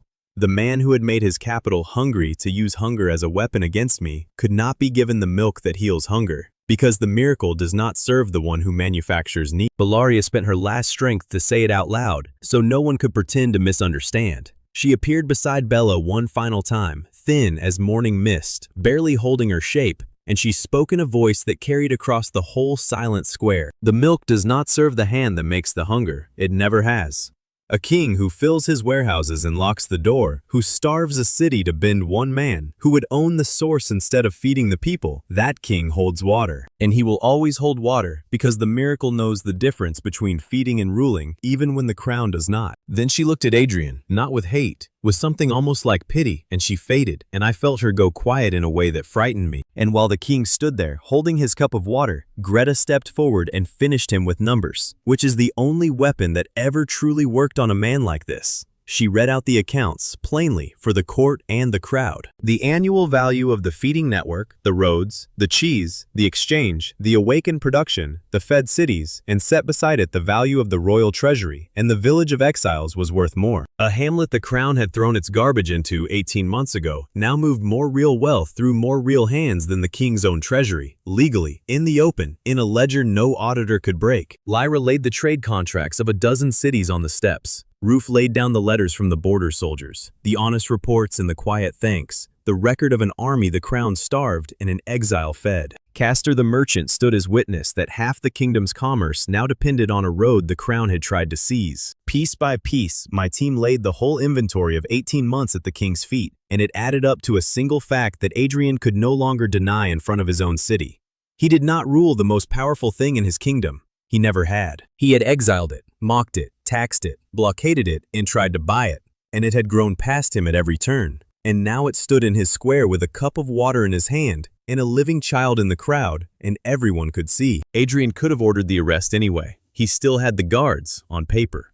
But he looked out at the square, at the frozen column of his own soldiers who would not move. He looked at the mother with her living child, at the 100,000 faces that had just watched the milk choose them over him, and he did the arithmetic that even a proud king cannot escape. If he ordered violence now, against the man who fed them, in front of them, with his own guards already refusing, he would not end my story. He would end his own. A king survives many things, but not the day his people watch him try to murder the one who feeds them, and watch his soldiers refuse the order. So he did not order it. And here is the part that matters most, the part I want understood, because it would have been so easy to get wrong. I did not take the throne. I could have. In that moment, with the city in my hand and the guards frozen and the king holding water, I could have reached for the crown and a great many people would have handed it to me. And it would have been the same mistake as forcing 18 liters from a cow with 7 in her. It would have been me, deciding I could carry the whole kingdom on my own certainty, taking a thing that was not mine to take because I was sure I could manage it better. I had learned that lesson in a barn with a collapsed cow. I did not need to learn it again on a throne. I did not want the crown. I wanted the right to feed people, and I wanted it protected so that no future king could ever do to another village what Adrian had tried to do to mine. So I did not demand the throne. I demanded a charter. The free feeding charter, drafted by Greta on the spot from the little wooden sign that had started it all, milk free for the hungry, made into permanent law. The right of any village to feed its own without a noble's tax or a bishop's seal or a crown's license. Freedom for the source, protection for the milk keeper, and recognition that the miracle belonged to no owner, only to the hungry it chose to serve. And the charter needed a seal, a real one, permanent, that no later king could quietly revoke. And that is what the last of the SSS milk was for. This was Belaria's final effort, the one she told me to save. Mira milked one last time, and the SSS milk did not go into a cup. It went into the charter itself, into the seal, a living mark that would glow gold for as long as the city kept its promise to feed the hungry and turned to plain wax the day it broke that promise. The miracle became the enforcement, a law you cannot corrupt because the law itself checks your heart, and it cost Bellaria everything she had left. As the seal took, she thinned to almost nothing, and Bella, in the square, lay down and closed her eyes. And for one terrible moment, I thought the price of the charter was the cow herself. She lived, Bella lived, and Bellaria did not vanish. But she went deep, back into the sacred cow to sleep and heal for a long, long time. Spent down to a spark. The avatar who had told me from the start that she was not a genie and could not be spent twice a week. She had spent herself on a law instead of a wonder, on the thing that would outlast us all. And as she faded into Bella, she said one last quiet thing, only to me. The milk was never the cheat. It was always the people. You know that now. So I do not need to watch you anymore. And then she was gone, asleep, and Bella got up on her own 4 legs. An ordinary, tired old cow, and the most important animal in the history of the kingdom went looking for something to eat. King Adrian signed the charter, not because he became good, I want to be clear about that, because this is not a story where the villain learns to love. He signed because he had already lost. His supply ran through my network, his army ate my cheese, his capital called me its provider, his treasury was worth less than my village, and his own guards would not lift a hand against a soup line. Signing the charter was not surrender to my principle. It was surrender to my arithmetic. The same cold arithmetic that got me exiled finally turned all the way around. He signed because the numbers left him nothing else to do, and the little wooden sign from my mother's kitchen became the law of the kingdom. Free feeding city registered, the system read. The last receipt of the whole long climb. Charter seal, active, glowing gold. Trust network, kingdom scale. Reputation, the final line. From useless herder to founder. The dying hamlet they exiled me to was a free city now. Feeding a kingdom, protected by a law sealed in miracle, run not by me alone, but by 5 people and 10,000 hands, and one old cow who wanted nothing but to be left to graze. Everything I built because they threw me out with the one thing they were sure was worthless, and it turned out the worthless thing was the only thing that could feed a kingdom, because it could not be owned. I went home to Marrowfield, to the old kitchen that was my mother's, the first base, still standing, still cooking, and I sat down at last with the people who had carried it with me. Mira, who taught me the difference between saving people and owning them. Greta, in her unbreakable ledger. Lyra, who chose the free road over the golden monopoly. Thomas, who conquered his fear at the front of a hungry crowd. Roof, who put his spear in the mud the day I finally told the truth. Neil, still keeping tallies, filling a fresh page. And Bella, asleep in the straw with a spark of a saint inside her, dreaming whatever it is that cows who feed kingdoms dream. That should be the end, and for us, it was. But the world is bigger than one kingdom, and the last thing I will tell you is the thing that arrived at the free city gates a week after the charter was sealed, carried by a traveler from across the sea. A letter from an imperial envoy of a distant land who had heard of the milk that heals the hungry and chooses the good. He wrote to warn us, or perhaps to threaten us, that in his empire there was milk too, a sacred source of their own, but that theirs did not heal people. In his country, he wrote, the milk did not feed the weak. It was fed to soldiers, and it turned men into weapons. And his emperor had heard that in the West there was a rival source, a cow that made a kingdom kneel, and the emperor wanted to know whether it could be bought or whether it would have to be taken. And I read that letter in my mother's kitchen, with a free city humming outside and a sleeping saint in the barn, and I understood that the story of the miracle milk was not over. It was only, finally, beginning. So what is this story about? Past the cow and the glowing milk and the king left with a cup of water. A gift you hoard curdles, and the gift you share multiplies, and no treasury can buy the trust you earn by feeding people who could never pay you back. Aiden did not win because his system was strong.